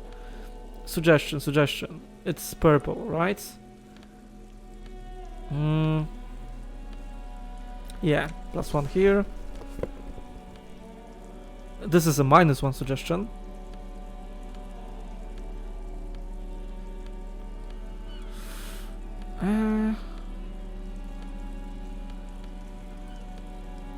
And another -1. Okay, I think we are ready. Let's try this trick then. Hi, Ace Detective. Are you here for more books? She smiles warmly. Can I ask you for help once more? This time you'd have to like give me +1 to Psyche and -1 to anything else. If you are still here, Womboloto.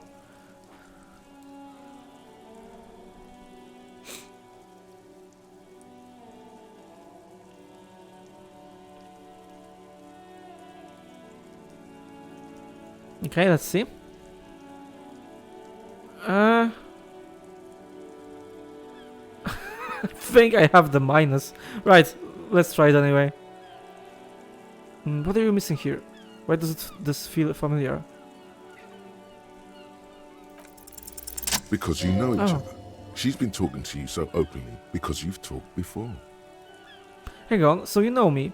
We've met before. Yes, I stand in this spot all the time. She sways back and forth on her feet. You've been running around all week without your shirt on, sir. Oh. Telling people about being a star or something. Oh. I don't really understand who those stars are. Did I ever talk to you? Of course, you stopped by a few times.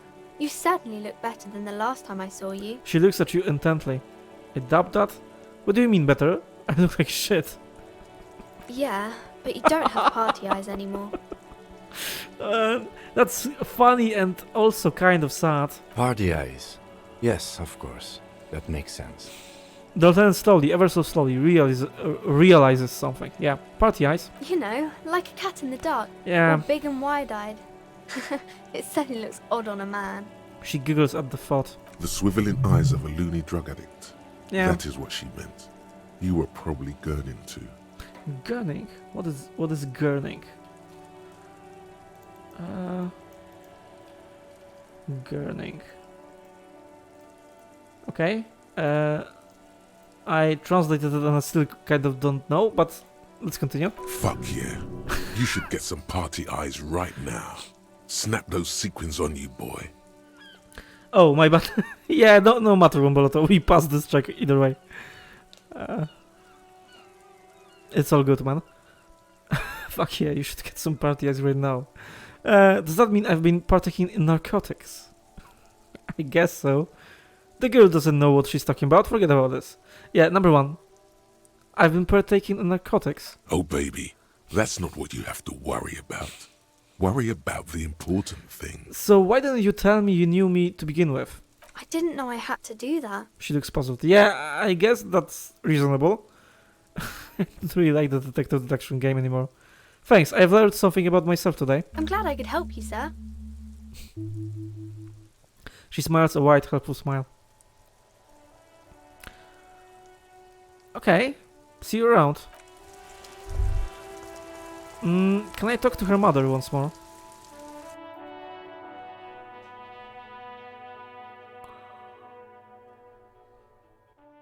Just to, like, be sure. I basically bought everything that I can buy in this bookstore. Hello again, esteemed officer. Oh, and I can. welcome to crime, romance, and biographies of famous people. She keeps reciting like a robot. I don't like this woman. Like, holy shit. There's something about her that I... Ugh. All the pressure has made Annette really anxious. You know she's been chewing her nails. God, I've told her not to do that. It's disgusting. And I told you to mind your own business. Her voice is firm. Clearly, you have no idea how hard it is to raise a girl in this economy. I think you are disgusting. This economy is a mysterious force, like cosmic weather. Mysterious and harsh. I don't think she can do anything about it. She can, if she has enough willpower. This is what's called growing pains. Life isn't easy. Life doesn't give breaks. I want to punch you so hard. Like, holy shit. Come on, ma'am. It's obvious she can't do anything about it. You are placing an unnecessary burden on a young child. What you're doing is wrong, even I know that, and I usually don't know anything. Yeah, that's true. Number 2, that is true, and obviously the will of the market, but maybe make an exception. No. Number 3, yeah, actually it's super alright for kids to show their hands off. Forget I said anything. Number 1 and number 3 are good. Yeah, what you are doing is wrong. She stands stiff and severe, silently fuming. 10 or so seconds pass without change. This is a person coming to terms with a new reality, one where they are wrong. Yeah. It's not easy. She still deserves to be punched. She's looking for one, but there simply aren't any Yeah. good arguments for being an asshole. Yeah, there aren't. Oh no. Hold on. I need to invite her inside and apologize. She must be freezing out there. Okay, to be honest with you, I don't know if that was, like, sarcastic. If it isn't, then I think this voice actor isn't really that great. Because it kind of sounded like she was sarcastic. All of a sudden she exhales sharply, her shoulders slump down. Oh no, she mutters. Okay. There. I don't know what to say to you. My husband, he tries to teach me business lessons. I have what my mother called a dull mind. All this stress. She stops, but her mouth keeps moving. Alright, is this husband Annette's father? Yes. My husband is a successful entrepreneur east of the river. If only he were more involved in the business we're running up here. No matter. Soon we'll both be off for Grand Couronne. She says gloomily. Wait, Grand Couronne, what's that? It's a proper place to live. One of the most peaceful neighbourhoods east of Jamrock. You may know it for its massive housing projects. Most of the buildings are empty at the moment. It's a great opportunity to get ahead of the crowds. Better times ahead for sure. And your husband also... and your husband's also involved with the bookstore? He made the initial investment. Since then, he's been what you might call a silent partner. Super silent. Almost inaudibly so. Is she an only child? Yes, I'm afraid so. A real treat she is. It would be nice if she had... She pauses for No, a second. we couldn't have afforded more children, really. Not in this economy. A glimmer of sadness blinks through the well-crafted exterior. Why not? We're quite busy people, you know, my husband and I. Quite busy. Children are a lot of work. You don't look like a father, so I don't expect you to understand. Her voice wavers a bit. Well, fuck you too. I'm sorry. I'm sure you do understand. She catches herself. She told me she doesn't go to school anymore. She's been too busy helping me here. So she Come on, studied man. at home this trimester. This is a temporary solution, of course. Plaisance nods. I assure you, I of all people understand the importance of education. She will be back in school the moment the store takes off. You deserve to be punched repeatedly, even now. And hell freezes over? Never mind. Yeah. It's not a good topic to get into. Alright, I had something else in mind. The woman looks aloof. Farewell. So she's here now, great. Hello. I'm sorry, sir. I can't talk right now. I'm very busy with my homework. I have so much homework now. Out of the rain and into the gutter. Yeah. What are you doing now? Math. It's really difficult. Like, really. They say you need it to get rich. Better than standing outside in the cold, I guess. She looks into her notebook with trepidation. Oh, I found something while you were away. Suddenly she smiles and perks up. What is it? I thought this would fit you. Like, Oh. thanks for helping out. Not me. The city, I mean. Like a detective does. She gives you a hat, almost exactly like the one Dick Mullen wears on the covers. Well, thank you. Wait, where did you get it? Just what Dick Mullen would ask. I got it from behind the curtains. I'm not really supposed to go there. She lowers her voice. It's a fedora. Maybe. It's the hat Dick Mullen wears all the time. You'll look way more serious with that. She grins with joy. Well, thank you, milady. Right, I have to get back to my homework now. Before Mum notices. Man, this is hard. She looks back at the infernal scribblings under her nose. Okay, bye. So yeah, we got a skill point. That's nice. We will save it. We got this. +1 to encyclopedia. Dick Mullen's hat. Book smart. If anything, this white-rimmed hat looks even better than the hat Dick Mullen wears. Dick Mullen is stupid and not even real. You are real. Your brain is real. Yeah, your real brain is inside the hat. Okay. Let's try it. Okay, this looks kind of cool, man. I have to say. It looks good. It looks better than what I had before. Yeah, let's change it to that maybe. Okay. Alright, I'm liking our style right now. We're looking good. I mean, those gardener gloves are strange, but... Well... And there's something open, maybe. René. Yeah, we have to talk to those two. Right. So that's all with that. Thanks for talking to us, Annette. Right.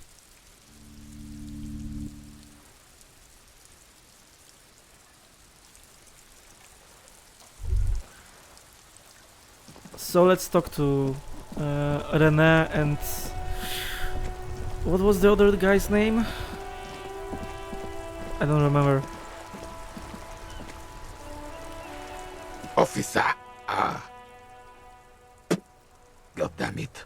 Pull yourself together, René. He turns to you. What do you want?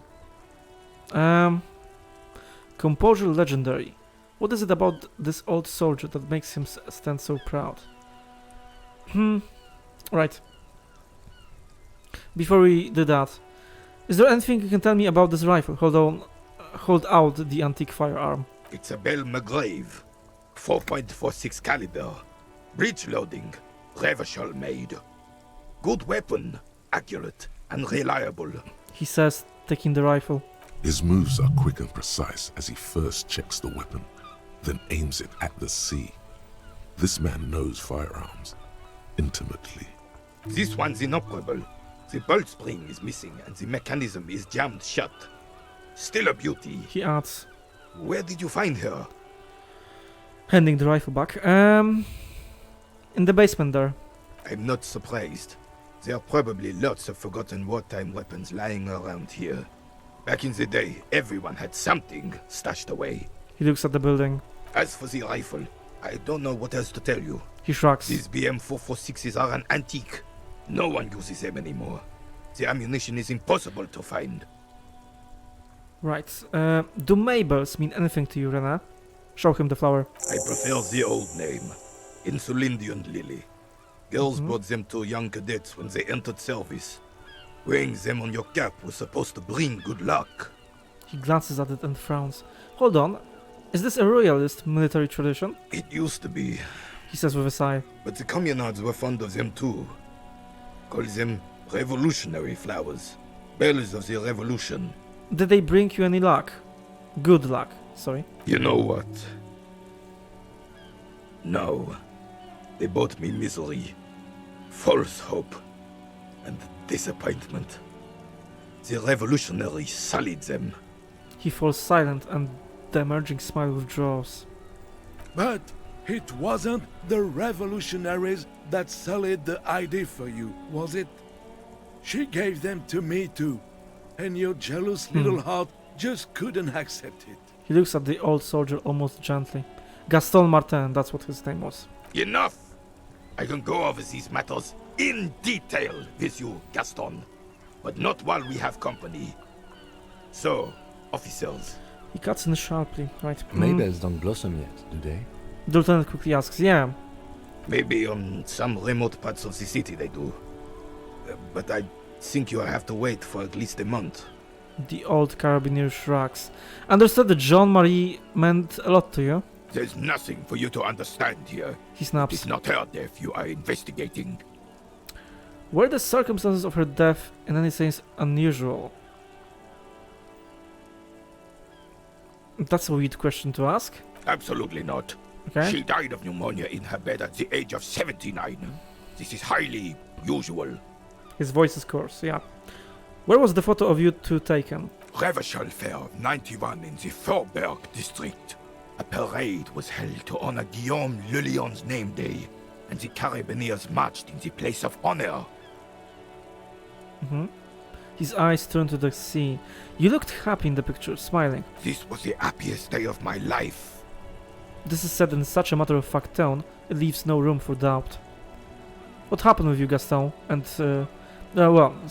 What happened with you, Gaston, and Jean-Marie? I was 22 when I returned from King Guillaume's Akira operation in the south, and found my sweetheart in the arms of this wretch.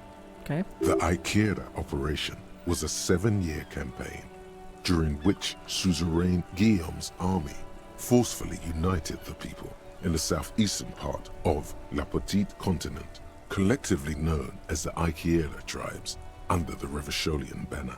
I won her back, but while I was dealing with some issues... He gives Gaston a hateful look. You were like a dark cloud sucking the joy out of every living thing around you. And you hurt her. He quickly glances at you. Dark cloud. That sounds unpleasantly familiar. He looks down at his boots, lips moving, but the words are inaudible. Those days and memories are gone. He nods and looks at René with something resembling compassion. He looks at René, right? Okay. The old soldier says nothing, but when his glance quickly runs over Gaston's face, there's an odd look in his eyes. A composure check. Once more, let's fucking see if we have any clues for composure. This is kind of... I'm not too fond of this system. Like... It's kind of tedious, man.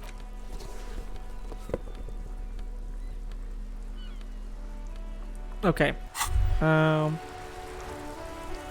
Something isn't right about this game. It's not. Take a closer look. Despite his limp, the man in the uniform moves with efficient grace. His motions are measured and precise. Bomboloto. Yeah, switching clothes is not fun. Yeah, it's not. Like, I guess, you know, the clothes system itself is not bad, right? And they wanted to make it so that the clothes have some purpose. But when you do it like for the 10th time or whatever, it's getting tiring, you know. It's getting tiring, definitely. Despite his limp, the man in the uniform moves with efficient grace. His motions are measured and precise. The jolly-looking man in the checkered jacket moves lazily, like a giant tomcat stretched out in the sun. Mm-hmm. Then suddenly, he leans forward and uses the zero end of the measuring tape to nudge his opponent's balls further from the small brown sphere in the pit. As he does this, he complains about his back. Apparently oblivious to his partner's treachery, the uniformed man grabs a ball and takes aim again. Address Gaston's cheating in the Pentank game. Pentank. Okay. Vigilance officer, what can this old carabinier do for you? So can we try it once more? This time it's a yellow thingy, so you would have to give +1 to motorics and the -1 to anything else. Let's try it. 83% now. +1 to motorics and -1 to anything else.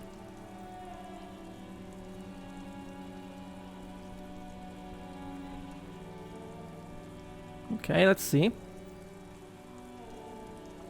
It's still 83%. Okay, no matter. Let's see if we will pass this check. Still, all you see is an old soldier refuses to replace his uniform with a civilian attire. Well, great, man. Double ones. I think even if we like, you know, had higher chance, then it wouldn't work anyway. Shit, man. Anything else I can assist you with, officer? We still have a game to finish. He asks impatiently. Okay. Let's talk to you. It is such a pleasure to see you again, officer. How may I help the citizens' militia on this fine day? Wombolto, I can't alt-tab fast enough, feels Batman. Oh! Well... Sorry about that. Yeah, it's only like 15 seconds. Oh shit, man.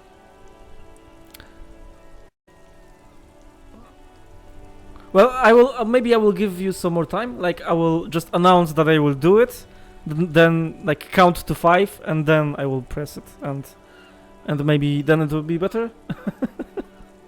Yeah, we'll do that next time. Great. Maybe now, maybe even now. Yeah, we need a rhetoric legendary, so we'll do it in a moment. It is such a pleasure to see you, officer. Okay, I'm obliged by the law to tell you there's been a breach of ethics. Wink and point to the balls. No, you're not. Enforcing proper conduct in an amateur pétanque game is not something the RCM involves itself in. He smiles. It doesn't matter. It does. Kim, cheating in sports is unacceptable. I got this. What do you mean, officer? He looks startled. Oh, he knows what you mean. Yeah. Keeping it to yourself now may yield some leverage if you ever need it. Nothing, just a lowly lawman rambling to himself. Tap on the side of your nose. Watch that back. I saw what you did there, garçon. How's your back? It's not very good, officer. I'm an old man, and sciatica is gnawing on my joints. Some days the pain is almost too much. There's a look of hopelessness in his eyes. He's faking. Yeah. If you want to expose him, get straight to the point. If you start japing about old age, it's never gonna happen. Getting older does represent a whole new set of challenges. Cut the crap, bozo. I saw you cheating. What? The man tries to act surprised. Who did you think you are fooling with your moaning, Gaston? He doesn't even glance at his partner. I don't understand, René. He looks around with an expression of complete bafflement. I know what I saw, cheater. You were a rat when we were boys, and you are a rat now. Of course I knew. He spits. Your deception was so bad at first I thought you were play acting for my amusement. 6 months go by and I realize you must think I've gone blind from all this shrapnel in my head. Because only a blind man wouldn't see through that. He's known Gaston all his life. Probably knows his every move better than himself. Of course he saw right through the... Yeah, and they play this game anyway. Pardon, René. We must pick this up later. I'm helping the officer right now. He quickly turns back to you. So maybe we got a bonus for that. Convince Gaston to relinquish his sandwich. No! I got a -2 for exposing him. Well, shit, man. Well, shit. I mean, we'll try it anyway. Yeah, that makes sense. That makes sense that I got a minus for that. Right, bye for now. Let's go to our clothes once more and see for a rhetoric.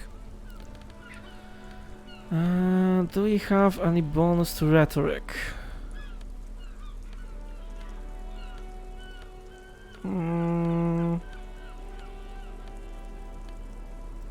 I don't think so. Yeah, we have -1 to rhetoric. Yep, we don't. Okay. So. It is such a pleasure to see you again, officer. I will do... How may I head the citizens' militia on this fine day? Okay, please be quiet. I will do this thing once more. So, this is a rhetoric check. So it's a blue one. So if you could give +1 to intellect and -1 to anything else, then I would appreciate that. I will count to 5 right now. 1, 2, 3, 4, 5. Let's try it out. We have 8% now. +1 to intellect, -1 to anything else. I don't think it will like work either way because we still have only 8%, so it's not, you know, a high chance to pass this check. But still. Okay, 17%. Thank you very much. Thank you, Womboloto. Convince Gaston to relinquish his sandwich.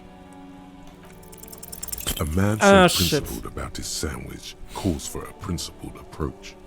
Time to get political. I'm already tripping knee-deep in politics, baby. You really do. Now, unleash the fury. Okay, so let's do it, I guess. This city is going to shit. Sooner or later, some foreign anarchist is going to steal your sandwich. That's a fact. That's a nationalistic answer. Your blood sandwich, point to it, is a tool of the oppressors, designed to keep the proletariat. This is communist answer, right? I don't like either one of those. Let's go with the communist one. What? What oppressors? The lieutenant gives you a sharp glance. I am not going to listen to this comedy. He utters through clenched teeth and turns his back to you. Huh? The jolly man is scratching his head in bewilderment. He doesn't understand the situation. Let me ask you, comrade, did you make the sandwich yourself? Look, comrade, the overabundance this sandwich embodies is inherently evil. Nothing, actually, let's talk about something else. Yeah, we're committed, right? Ah, fuck it, let's do it. Let me ask you, comrade, did you make the sandwich yourself? Yes, officer. He proudly displays his culinary miracle. It is magnificent. Oh, still the overabundance? This sandwich embodies is inherently evil. I really don't understand how my sandwich could. He starts but falls silent. Wouldn't you rather have a proper sandwich? A sandwich with a soul? I don't either, but wouldn't you rather eat a sandwich free of the bourgeois guilt baggage? Number one, wouldn't you rather have a proper sandwich with a soul? I would rather just have this one, officer. It's really good. He's avoiding your eyes. Tell this lost comrade what the people's sandwich would be like. Distill the essence of the working man in a sandwich. But imagine a sandwich absolutely minimal in design, sleek, efficient, simple. But imagine a sandwich covered entirely in fine metal dust from an industrial plant. Maybe number one. The skepticism emanating from the Merry Senior could be sensed all the way to the Seminine Isles. He's not imagining it. Envision bread as black as the soil it came from.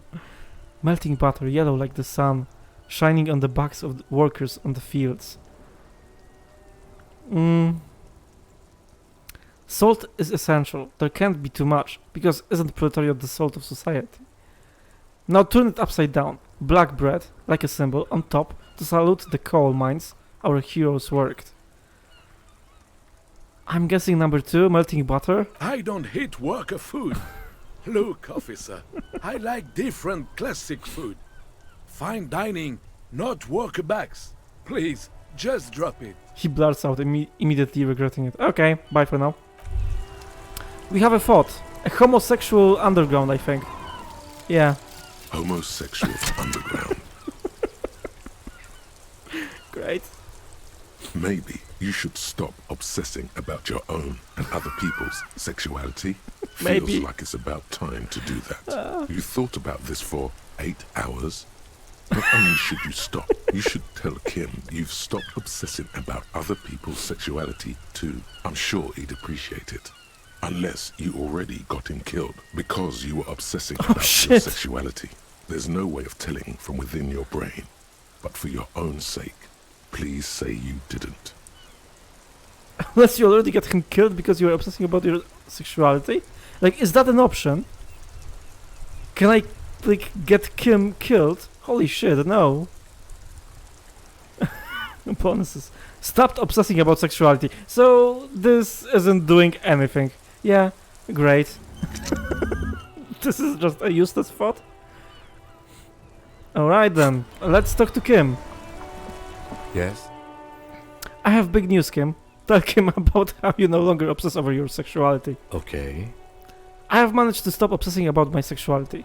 Nothing actually as I'm saying this. I realize I would not be telling the truth. Number one, I have managed to stop obsessing. Great. Imagine all the time you'll have for work now.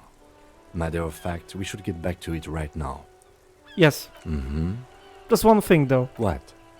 Are you part of the homosexual underground? You didn't stop at all, did you? You are just obsessing about other people's sexuality now.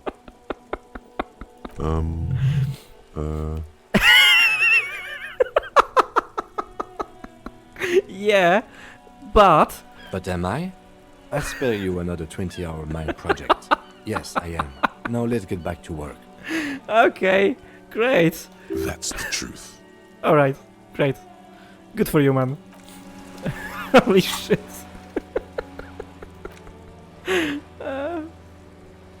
He is, huh? Well... I didn't know that. Well... I mean, it doesn't change anything, right? Let's... He can be anything he wants to be. We have a check with Rena. Once more. Vigilance officer, what can this old carabinier do for you? What is it about this old soldier? Yeah. Come on, 92%. We have to fucking pass this. As Rennie Great. turns from you to his partner and back, the medals on his chest rattle and glare.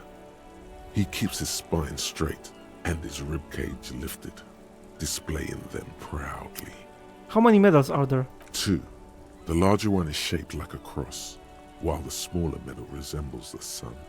Look at the cross. A crowned head in front of 2 crossed rifles. The medal hangs from a blue striped triangle. It's the Croix de Bravoure, Cross of Valor. The cross was the highest battlefield decoration in Suzerain's armed forces, awarded for exceptional bravery in the line of duty, in service of King Frizzle I. Look at the sun. A small blue star inside an orange sun. It has the word Valiant written below. The setting sun was a decoration used to distinguish seasoned combat veterans in service of King Frizzle I during the Revolution. Croix de Bravoure and the setting sun point to his chest. Did you get them for... For bravery. He interjects. That's what I was going to say, for bravery. Not for killing babies, not for raping women, or... Let's just ask for bravery. For doing my duty in the heat of battle. For looking my mortality in the eye.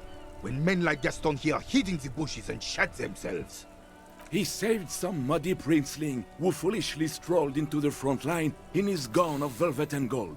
Save the princeling? It was on the first months of the revolution here in Revachol. Unrest was spreading like wildfire. Marauders had taken most of the Couronne and were getting really ambitious. King Frizzle thought he could end it all in one decisive strike. Sent his cousin, Drisson, to put an end to the unrest. The old carabinier runs his fingers over the larger medal. Alas, the young Drisson was all piss and no vinegar, wearing a tunic of purple velvet and cockatiel feathers to battle. He spits. Even his rifle was gold-plated, shone from 5 clicks away. Can you imagine the asininity? He really despises that Drisson fellow. Purple velvet tunic. That isn't exactly camo. The lieutenant says thoughtfully. To keep the long and bloody story short, Drisson marched us against the partisans in Couronne. And when I say marched, I mean made us walk into captured enemy territory, single file, like toy soldiers, while he rode in front on his giant red stallion. The rebels were smart. They let us come real close before opening fire. Suffice to say, it was carnage. Must have been a bloodbath. I got shot in the left shoulder and went down. Just a flesh wound. But just as I turned over, the prince fell into the mud next to me. He was missing his lower jaw. Oh shit. This is just a flesh wound. Then his horse, driven mad by the noise and smell of gunpowder, stepped on my leg and shattered my knee. He pats his right thigh. Hang on to the story. Veterans get sentimental after such retellings. This might yield something Okay. Then what did you do? I grabbed my sidearm and shot the beast in the head. Then everything went black. Capitaine Arnoux, le fléau des chevaux. The bane of horses. When I came to, it was all over.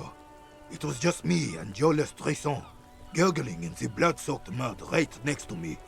He continues, ignoring his companion. The dink had taken numerous flesh wounds and lost a lot of blood. But despite missing his jaw, he seemed hesitant to die.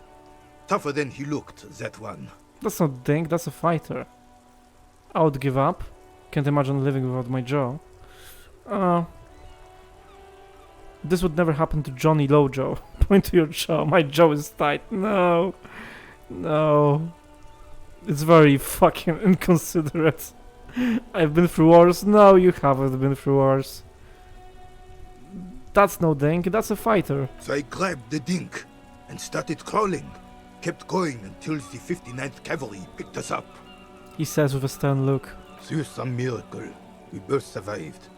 And the jealous freak convinced Friesel to give me a medal for not leaving him to die in his own blood. Piece and shit. He was the commanding officer and I was on duty. Just doing my job. Shouldn't hand out medals for that. He shakes his head. 13 months later, I received the Sun for distinguished service. It's not worth mentioning. You sense he's downplaying it. He did a lot more than his duty. More than anyone's duty. It's in his spine, in his billowing breasts, and untarnished self-worth. Why do you despise Drisson so much? Because he was a goddamn dandy. He exclaims. Had no business leading men or even being on the battlefield. All he was related. That's it. He exclaims furiously. Royal blood alone doesn't make army commanders. He was a stupid kid, only interested in horses, hairstyles, and man-loving. He spits. Okay. 782 Royal Carabineers are dead because of his incompetence. And the man-loving? I'm guessing René wouldn't like Kim. Whoa. Man-loving? Is that even a word? Holy shit. It is not. Sounds like you're being modest, René. The old carabinier stands quietly like a statue. What Monseigneur Modesty is not telling you is that he crawled over 7 kilometers before the cavalrymen found him and Drisant. 2 days later that was. Okay. And that even while crawling with a mangled half-dead prince on his back, he still managed to murder 3 rebels on his way. Is that pride in his voice? It's deep down, but maybe even unbeknownst to the man himself. It's there. Hold on, you're just a little bit proud of René's heroics, aren't you? Sorry, officer, but you're reading me all wrong. He chuckles. I'm a man of peace, and these kinds of bloody heroics are only impressive to men like René himself. Certainly not to me. How did you find the story to be, officer? Quite impressive. It's men like René who made Revachol great ones. I'm not impressed. All these heroics. And where is he now? No, you gotta play it to win. Look after you first. No. This doesn't seem like a good moment to express an opinion. Lean closer. I don't wanna risk it.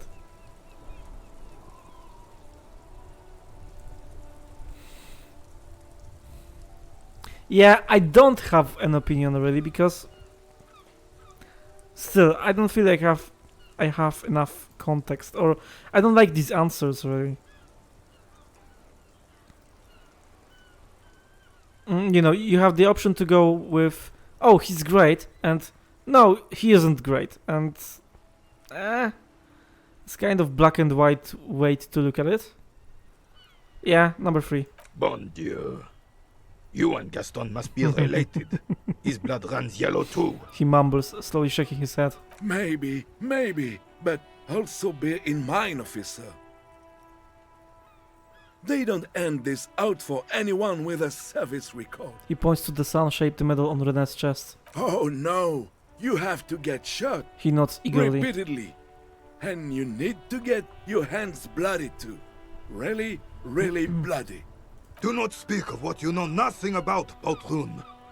Duty is something you will never understand. He slams the heel of his boot in the ground. Thanks for the story, René. Bah! There were many such stories in those days. Many such men too. True Revacholians. Men with backbone. His gaze wanders over the bay. Oh yes, René, yes. Men were bigger, girls were prettier, and everyone wore the fascia. Lord, please bring those days back, if you can. The jolly man nods meekly. I'm not getting into this with you again. Officer, was there anything else? He mumbles through the clenched teeth and turns to you. You should try to come up with a heroic story of your own. Impress this old soldier. Well, shit, man. It's a red check. It's a drama check. René told you his war story. Now impress him with your heroics. 28%. Explode Gaston's... Okay, so he got a plus for that. You know what? I'm thinking that failing this would be funnier than not failing this. But, you know, we will try to pass this check, of course. But I don't want... I'm pretty sure that when I leave, that red check will be gone. So, yeah, I can't change my clothes. So we have to do it now. So, can I ask you, Womboloto, once more for help? You have to get better at drama. So it's a blue check. So, +1 to intellect and -1 to anything else. Yeah, I will give you like 5 seconds. 1, 2, 3, 4, 5. Yeah, let's do it. +1 to intellect, -1 to anything else. I'm curious about this red check. We are going to invent our own heroic story. Okay, let's see. Okay, it worked. Thank you very much. Thank you once more. 42%. I mean, it's not bad. Let's try it. Unfortunately, there doesn't seem to be anything worth mentioning among your achievements. You should resort to good old lying. Okay, but you know what? I'm not mad. I'm not mad at it that we failed. It would be funny. Okay, let's see. I had a dog, Fifi, took her fishing late one autumn, but the boat rocked and she fell in, so I jumped after her. Alright. Poor Fifi, yeah. René, lower your voice. I am ex-Army 2, Special Forces, Black Ops, Secret Soldier. Number 3. Living just isn't my... lying just isn't my style, not living. Lying. I'd rather get back to questions. Okay, number 1 or number 2? What do you think? Number 1, Fifi. Okay. Okay, I had a dog, Fifi. Took her fishing late one autumn, but the boat rocked and she fell in, so I jumped after. The carabiner stares at you with a frown. Doesn't look like he's buying it. Yeah. Actually, never mind. One night. No, we have to be committed. The boat capsized and sank. Fifi was already tired. She was almost 11. I took her on my back and started swimming. Please stop.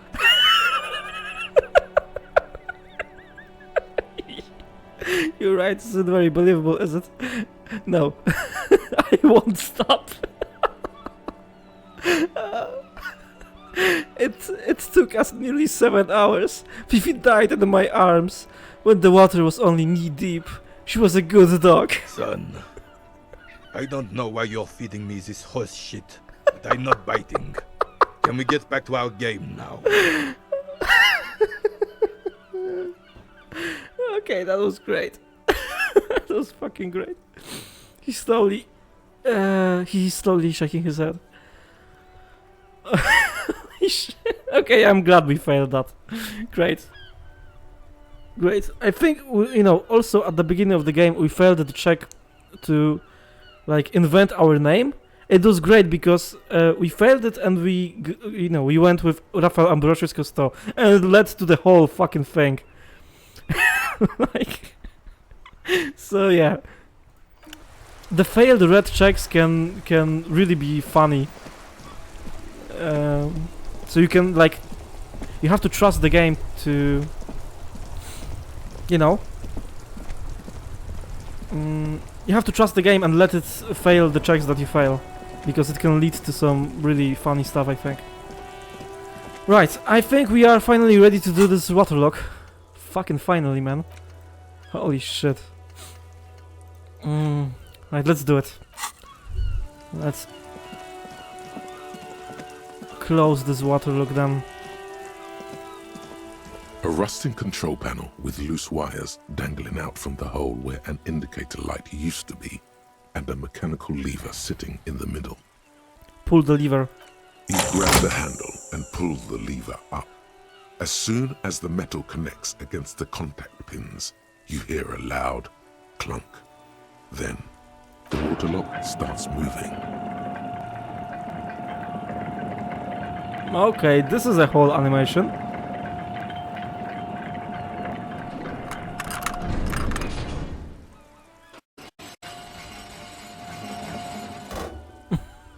Okay. Alright, we can go to the coast now. Expect rugged terrain and drunks. The lieutenant looks across the canal. Okay. So let's explore a little bit, because unfortunately I have to go like in 5 minutes. But let's click on some orbs. The radio relay hums with electricity. Oh, some change. Great.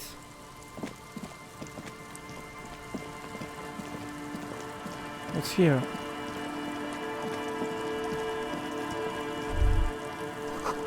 Traffic beyond the gate. More abandoned motor lorries. Okay, magnesium. We don't need it right now, but okay. The sign says no entry. Someone scribbled an inverted star on it. Oh. Empathy glasses. I can't go in here.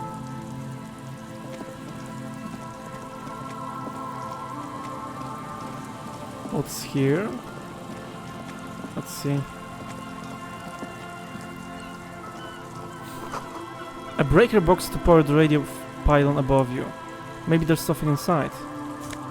Okay, some change. Great. Ahead, decades-old concrete defenses. Children play on them now.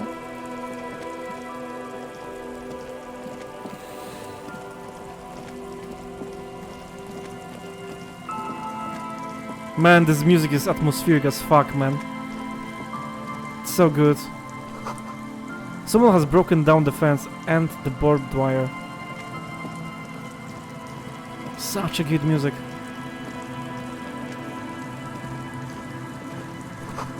The swing is missing. No one's been here for a long time.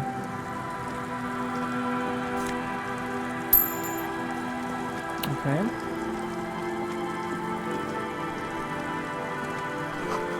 Glorious is the graffito. To the ghosts of us. Oh, some terror, right. Someone has left their music collection beneath the tarpaulin. Oh! Smallest church in Saint-Saëns. We can do karaoke now, I think. That's great. That's absolutely great.